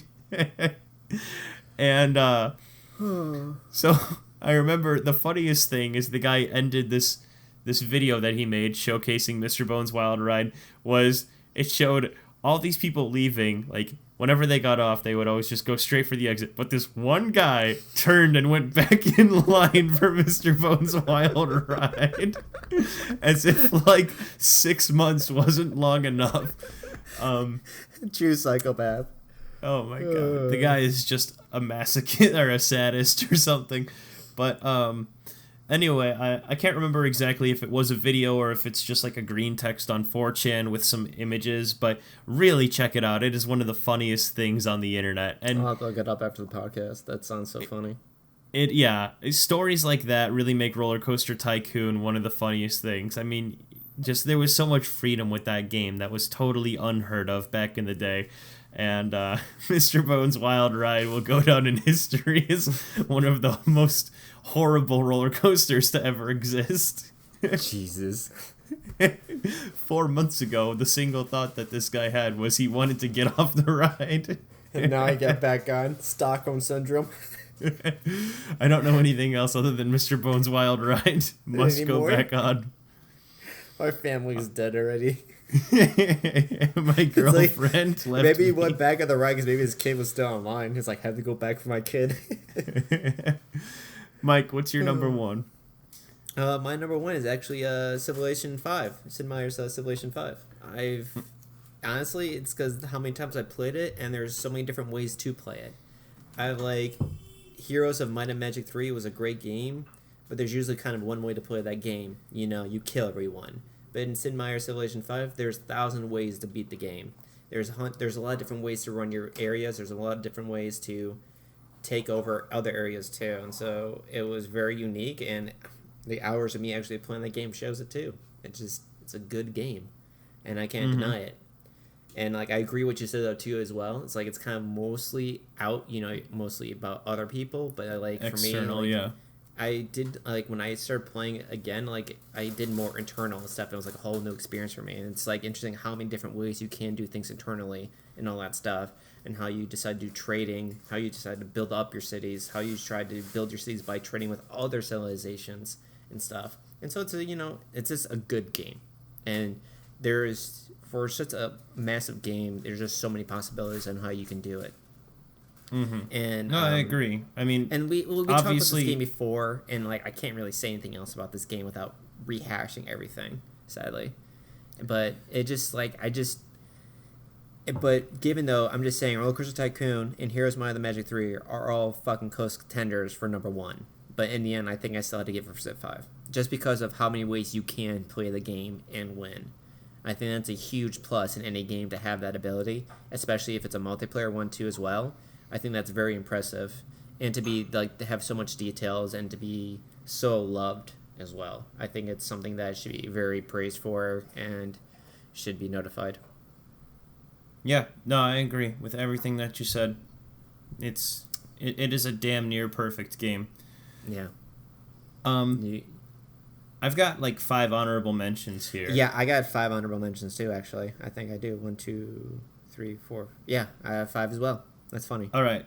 The obvious one, which I'm sure is on your list. Well, okay, sorry. Before we do that, just to go back over our top 5 again. My number 5 is Lemmings. My number 4 is Prison Architect. My number 3 is Pikmin, specifically Pikmin 2, but I never played the third one, so maybe that one's better.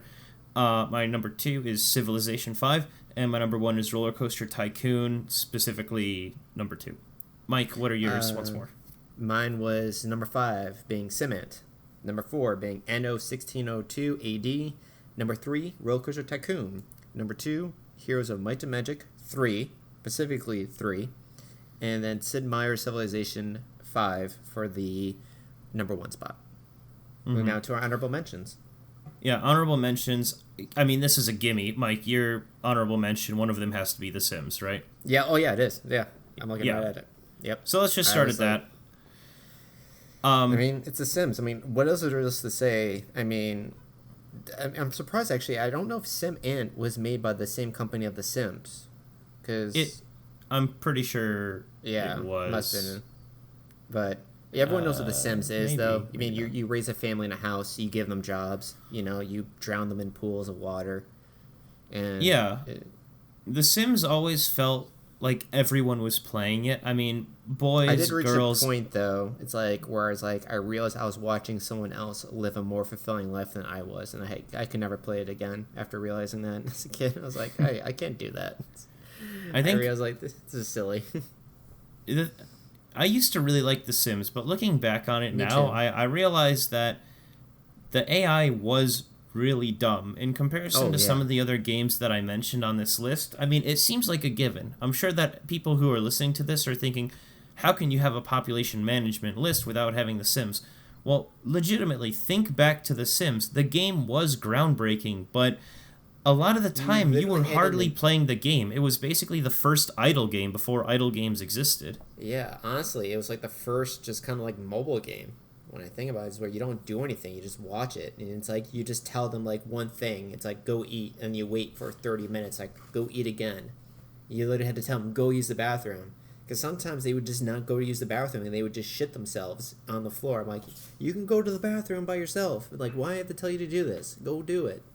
Yeah, the fun part of The Sims was when something went wrong. The fun part in all the other games I've mentioned is the problem solving with your population. Yeah. But when everything worked, it was fun. But with The Sims, it was fun when everything when something glitched or did something weird. Yeah, like it was good when your kitchen started on fire. Then you're like, oh, something's going on. But in any other normal situation, you're just like looking at your guys, go to the living room, stand, sit down. And so like I think the game did open up a huge market. It probably spawned a lot of the games that are in my list, but it's still just, looking back, I really don't have too many fond memories of The Sims. The one thing that I'll give it is that I used to have some mods on The Sims 2, and like there was like a dungeon mod where you could have like dungeon materials and furniture, and so some of my guys were like in a dungeon with bars and stuff, and so like that was fun. But the base game, not really. Yeah, I had the DLC, so like there was like they had like a weird clown, and you can summon this weird clown that shows up to your house and then just like harasses your family. Then there's also like it added like a genie, and it can like make weird stuff happen when you use the genie. And then I remember that it added death. Like you can actually like if like one of your family members died, you can like rock paper scissors against death to bring back like a family member. So I would just play the game to make these weird things happen, and I was like, okay, I made them happen. Now I'm done. I mean, like, I feel like now we're just knocking the game, but, I mean, it was good, but I just, even nowadays, I just don't know how people can play The Sims because you are just playing a normal human's life, and it's kind of weird. That's something I'm like, that's too weird for me. Like, why not just live that life? Like, instead of telling your guy to go to the gym, why not you go to the gym? Because all he's doing is literally going to the gym. He's not doing anything else. He's not going to fight someone. He's not gonna do anything weird or her. Just like there's just like you're like stalking a family basically, which is like I think you and I have separate thoughts on it for that. I would just say the best part of The Sims is building the house, and then that's within the first hour or two that you play. Yeah, and then once you do that, it's just like I have started so many games in The Sims just to build a house and then start, and then the next day just make a new house like. Yeah, just do Rosebud, get unlimited money, build a house, have them, like, build a house for this family. So, like, the fun was making the family, so you customize your characters and your families, give them names, and then you build the house that you would think would suit this family, and then you go on building the next-door neighbor's house and all that stuff. Yeah, and so the fun part was the first thing that you did, and then there was nothing really with the upkeep. So that's where it fell off for me. Yeah, exactly. Same, likewise. That's all I've got to say about The Sims. My next one is called They Are Billions. Nice, yeah. I knew this was going to be on here somehow. Yep. For you. So this is a game that I played about 2 years ago, and it's fun. It's hard as nails. I've never actually beat the first level. I think it's a great idea, and it's fun. I watched a lot of Let's Plays of it. Me and my girlfriend even watched a lot of Let's Plays of it, and we enjoy watching it. Yeah. I thought it was really good, but the one thing I would say is that there are these wild difficulty curves. And other than that, I really liked it, but I just liked my other top 5 way more. So that's why it didn't get on there. But otherwise, I've got nothing against They Are Billions. It's okay for a game to be hard. Yeah. Mike, my next one is one that I might have showed you. I can't remember, but it's called Oklos Omega. And never heard of spelled, it. Okay. Well, it's spelled OHKLOS. It's a game where you play as... It's like pixel graphics. It kind of looks like Octopath Traveler a bit, where Do you know what that game is? Yeah. Okay, so it's like that, where it's like 2D pixel graphic guys, but they can walk, up, down, left, right. They kind of stand vertically above. Anyway, so you start out as one guy, and the goal is to start a mob. And it's in Greek. It's in Greek time, so everyone's wearing togas and robes. So you just start as one dude, and the first thing you do is you punch the guy, whoever next to you, and then he's part of the mob. And so then, like, whenever you go close to someone else, then, like, either you can punch someone or he'll punch someone, and your mob just slowly grows larger and larger and larger. And the game really doesn't make any sense. All you do is just get the biggest mob you can, and then, like, once you destroy your own town, like after your mob gets big enough, you can, like, start punching these stone, Greek buildings, and they knock explode those down, and stuff. and then you get more people, and then you get bigger and bigger stuff you can knock down. That's hilarious. Yeah, and then eventually you start fighting Greek gods, which was always kind of funny, but it was... I'll have to look this up later. That sounds like a lot of fun. The concept was great, but from start to finish, it took me about 3 hours, and the last boss I died on, but up until the last boss, everything was just a cakewalk. So I would say they had difficulty balancing issues where everything was just easy. There was no real strategy to the game up until the last battle, but the game was just, the concept is why it's on this list, is because it was just so funny to start this mass mob, and then everyone's just like, they get punched in the face, and they're like, I'm mad too, and then, everyone just starts fighting each other and breaking their own town. Like, it's such a stupid, fun idea. Okay, the last two games I'll run through really quickly because I never played these, but I keep getting recommended them. The next one is Banished, which is on Steam, and it's kind of like, it's a game where you're just in, like, wooden houses with hay roofs, like you have, like, pig farmers and people growing crops. Like, it's very, like, early technology type of city building. Yeah, it's a brand new game. It came out in 2014. The graphics are pretty fucking impressive. Yeah, so it's a more modern game than a lot of the other ones that we've given on this list. But people keep saying it's a pretty good game. And then the other one, which a lot of 1602, but without any seafaring at all. It's all just about building a village and stuff. There's no, like, really. You just stay in this one area, make it bigger and bigger and bigger. Yeah, I don't know much about it, but if I was gonna make this list, I've been recommended it like a dozen times, and I would feel bad if I didn't at least push that word forward. So it's called Banished, and it's on Steam. And then the last one is Dwarf Fortress, which I've never played, but it's awesome. Yeah, I was wondering about that, if we were gonna have that one. It's not on my list at all. I've only heard about it, never played it. I was wondering if you've ever played it, so I was hoping to actually hear you talk about it, to be honest. The only thing I was gonna mention is, I've got one story I want to mention, but let me. If you're unfamiliar with Dwarf Fortress, basically the game actually came out on Steam recently, but you can still get a version of the game for nothing. Like, if you go online, you can find it, download it, play it for free. The guy's really cool. He's been working on this game for like 10 years, and the graphics are really basic. Like, it's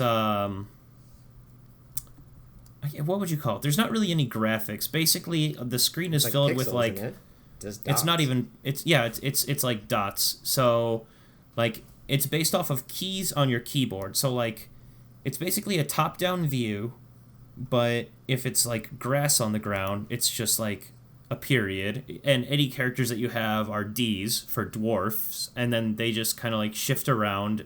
And it's not smooth or anything, but the great thing about the game is that everything that happens in the game is like really well thought out. And the guy just spends 10 years coding this game, and because the coding is so simple, he's able to do these really complicated things in the game that no one else would ever be able to do. Like, even in Skyrim, like, they would never ever be able to have this kind of, like, detail put into the game. So basically, the story I'm going to tell, Mike, you're going to be rolling around here in a second. It's really funny. There was this crisis with cats in one patch. So the game has everything, once again. you play as dwarfs, and you just want to dig and get into the mountain and get materials and get out. But there's so many things that could go wrong,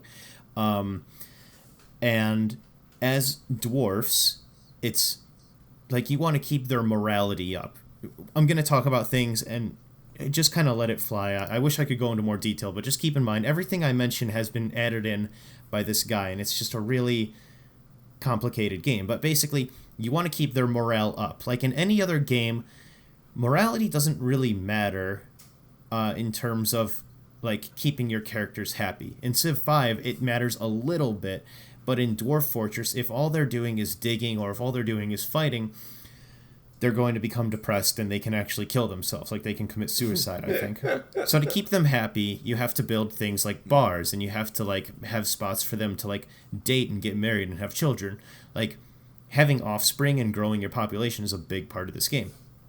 So the story starts with the bar. So if you, and once again, we're just talking about like the letter D, like, moving into this area, and then like, yeah, it's such a basic game, but it's so complicated too. So you have a bar, and if you want a dwarf to be happy, a bar makes him happy. It raises up his charisma, or it raises up his his will to live, basically. Makes him happy. But if you tell the dwarf to like go mine, he's drinking his drink, and a lot of this you can't even see, but you have to like look into you have to like click on the character, and you can see all his stats. Like, it'll say like he's holding a beer, he's drinking. But if you like click on him and tell him, go to the mines, start digging, he basically drops exactly what he's doing, and he goes to the mines and he starts digging or whatever. So there was this patch recently that came out, and I guess it made it big on this forum where a guy's like, hey, all of my cats are dead. And like, you want to have cats in your mind because they chase away mice. Like, the game is, once again, it's super complex. So the guy was like, yeah, all my cats are dead in my mind, and they all died from alcohol poisoning. And the developer was like, oh, that's weird.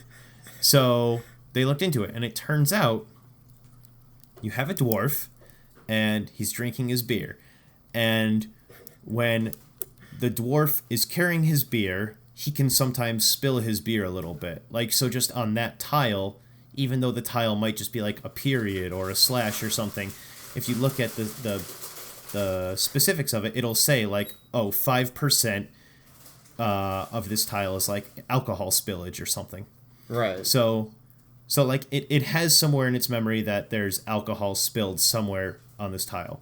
And when the dwarf is drinking a beer and then you tell him to go to the mines, he just leaves his beer there, and things can get knocked down. Like, once again, you don't even see all this happening. So basically, yeah, so the program recognizes that there's a bunch of beer now on the floor now. So. Yeah. And so the cats, they can't drink the beer. So the guy was like, this is, the story or the plot thickens. Like, how are these cats getting drunk? They can't drink beer. Well, what happens, the guy loves cats, which is why there's so many details about cats, by the way. What happens is cats can clean themselves. So the cat will lick its fur to clean itself. But if a cat walks across a tile that has a percentage of beer on it, the cat will soak up the beer. And then when he cleans himself, the cat will get drunk. Wow. Well, the program, I know, the game is stupid complicated, like in the best way possible. So what would happen was, like, a beer would spill over, or for some reason the cat would get alcohol on it, and the game would think that the cat had like a full beer's worth of alcohol on the cat's body. So when the cat started to clean itself, it would ingest a full drinking. It would be a full like mug of beer that it would ingest. And obviously a cat has like a very small body, so once it registered the second that the cat had drank a full amount of beer, the cat would just immediately die. So it went like a freaking disease through all these people's games once this patch went through, where everyone's like, oh, my cats are dead and now mice are overrunning my base because my cats aren't here. Like, it was this huge crisis for a little bit because all these cats were getting drunk and dying. And this is kind of becoming a long story. I apologize, but that's just how complicated Dwarf Fortress is. I've never been able to look past the fact that it doesn't look like a awful. pretty game. Exactly. It does not look good at all. And it's really fucking hard to learn. But if you do take the time to learn and figure out the details and figure out exactly how the game works, you can get your cats drunk and die. well, he patched it, but yeah. The point is that it is worth its weight in gold if you're into those kinds of games. I don't have the fucking patience for it, but the stories that come out of Dwarf Fortress, I mean, just Google Dwarf Fortress on YouTube, and there are stories that you'd be on the ground just laughing your ass off about. Well, that's something else I have to Google now. All right, Mike, what else is on your honorable mentions? With us going on pretty long now, I think I'm just going to quickly go through them. One of them, obviously, was The Sims, which we talked about. Another one was Prison Architect, which I clearly chimed in with you when you talked about it on your list, so I don't have to go anything else about that. I also put Kerbal Space Program, just because they actually introduced it in the comedy system in the whole thing, where you actually had to get space points and money and all that stuff for doing science stuff. And I never got a chance to try that, but I just want to put that as an honorable mention because I think that's a really cool system to add that to the whole thing. Just like actually gives you a real purpose to shoot out satellites and like to explore deeper into space and all that stuff. So I thought that deserved some credit and all that stuff that they actually put that in the game. Mm-hmm. And another on my list that you probably heard of, but I don't know if you ever played, but This War of Mine. Have you ever played that game, Ben? No. It's an indie game, and that game is when you play as basically people who are living in the middle of a war. So you're not like fighters or anything like that. You're just average people, and all you do is it's like a whole just a 2D view of a whole house, and then you just have to survive just this massive war. And how you do it is like, just every day you have to make sure you have a certain amount of food for your people in the house. You have to make sure there's a certain amount of like defense. You have to make sure everyone's happy. But then throughout the days of the war, people come and knock, or you have like situations happen, and you have to figure out how you're going to deal with that situation, and what you deal with will affect everyone that lives in your house. And then you also have to go into other people's houses to get some more supplies. And how you handle those situations is that sometimes the house is empty. Sometimes there's people in those houses. Sometimes there's people living in that house. And then you have to go throughout deciding, do I kill these people? Do I steal from these people? Do I trade with these peoples? And do you I kill just, the like, people. Yeah, you can. And so like all these affect, and I thought it was a really interesting style of playing a game and all that stuff. And there's like a huge snake, there's a whole snaking thing around when you can like snake, and it's very effective. But the whole effect of that, you're actually just survivors in a war, just trying to get through this war while you're there, is a really just fun concept. And it was a very interesting thing. So that's just something I want to mention. And it's a very easy playthrough too. The game's doesn't last that long. Mm-hmm. Another one is State of Decay. I don't know. Have you heard of that one before? Yeah, I have. Yeah, so basically it is a zombie survival game where it's third person, and then you are in a whole entire city, but you have to make base somewhere, and then you have other people that live in your base and helps like build it up, building like farms, defenses. And what's interesting is that if your character dies, you become another person in that camp. And then you survive by going out, getting supplies for your base, getting defenses, clearing out groups of zombies that are too close to your base. And there's like, you can drive around, get vehicles and all that stuff. And it was a really cool effect. It was something that I was very impressed with, but I never fully got into the game because it was kind of a weird learning curve, and I never fully understood what was going on. But it's something I want to dive back into because it was a really cool concept of just like, if you die, you just become another person that was living near your camp, and then you just keep on going. And then you just try to survive in this city until 8 finally comes and stuff. And it was a really beautiful game because you can go into houses that are abandoned. You have to make sure you're quiet. And then it was one of those zombie games at night. Zombies are much stronger. So you have to make sure you get back to your camp before night falls. Because otherwise you're going to be dealing with a much harder situation. And that's something I really wish I wish I dove more into. And with that, though, that's pretty much it, though, with my honorable mentions. Okay. I gotta be honest, my throat is kind of hurting here for some reason today. Mine is a lot. Before I even did this podcast, I had to do a lot of talking too as well, sadly. So we can wrap this up in the next 3 minutes here. The last couple things I've got, some basic headline news. there's a sequel to Little Nightmares coming out. Mike and I just looked at the trailer right before this. Excited for, because I played the first one and destroyed it left and right. Got all the DLC. I mean, got all the achievements for it. Yeah, fucking great game. It looks really cool. Honestly, if you were into the first one, check out the trailer. It looks like not only are they adding more features, but also multiplayer. I mean, that's the impression I got. But it looks really good. Second thing is Dota 2's The International 2019 is over. They had over $32 million in prize pool money, the largest esports prize money ever for a single tournament. So that was awesome. And that just finished up. Remnant from the Ashes, the game that we've been talking about, is out officially. It's been out officially for a week now. And as Mike and I said, it's a lot of fun. It's good. I think that there's some room for improvement, but it exceeds the expectations that I had for it, and it's only $40. It's not a full $60 game.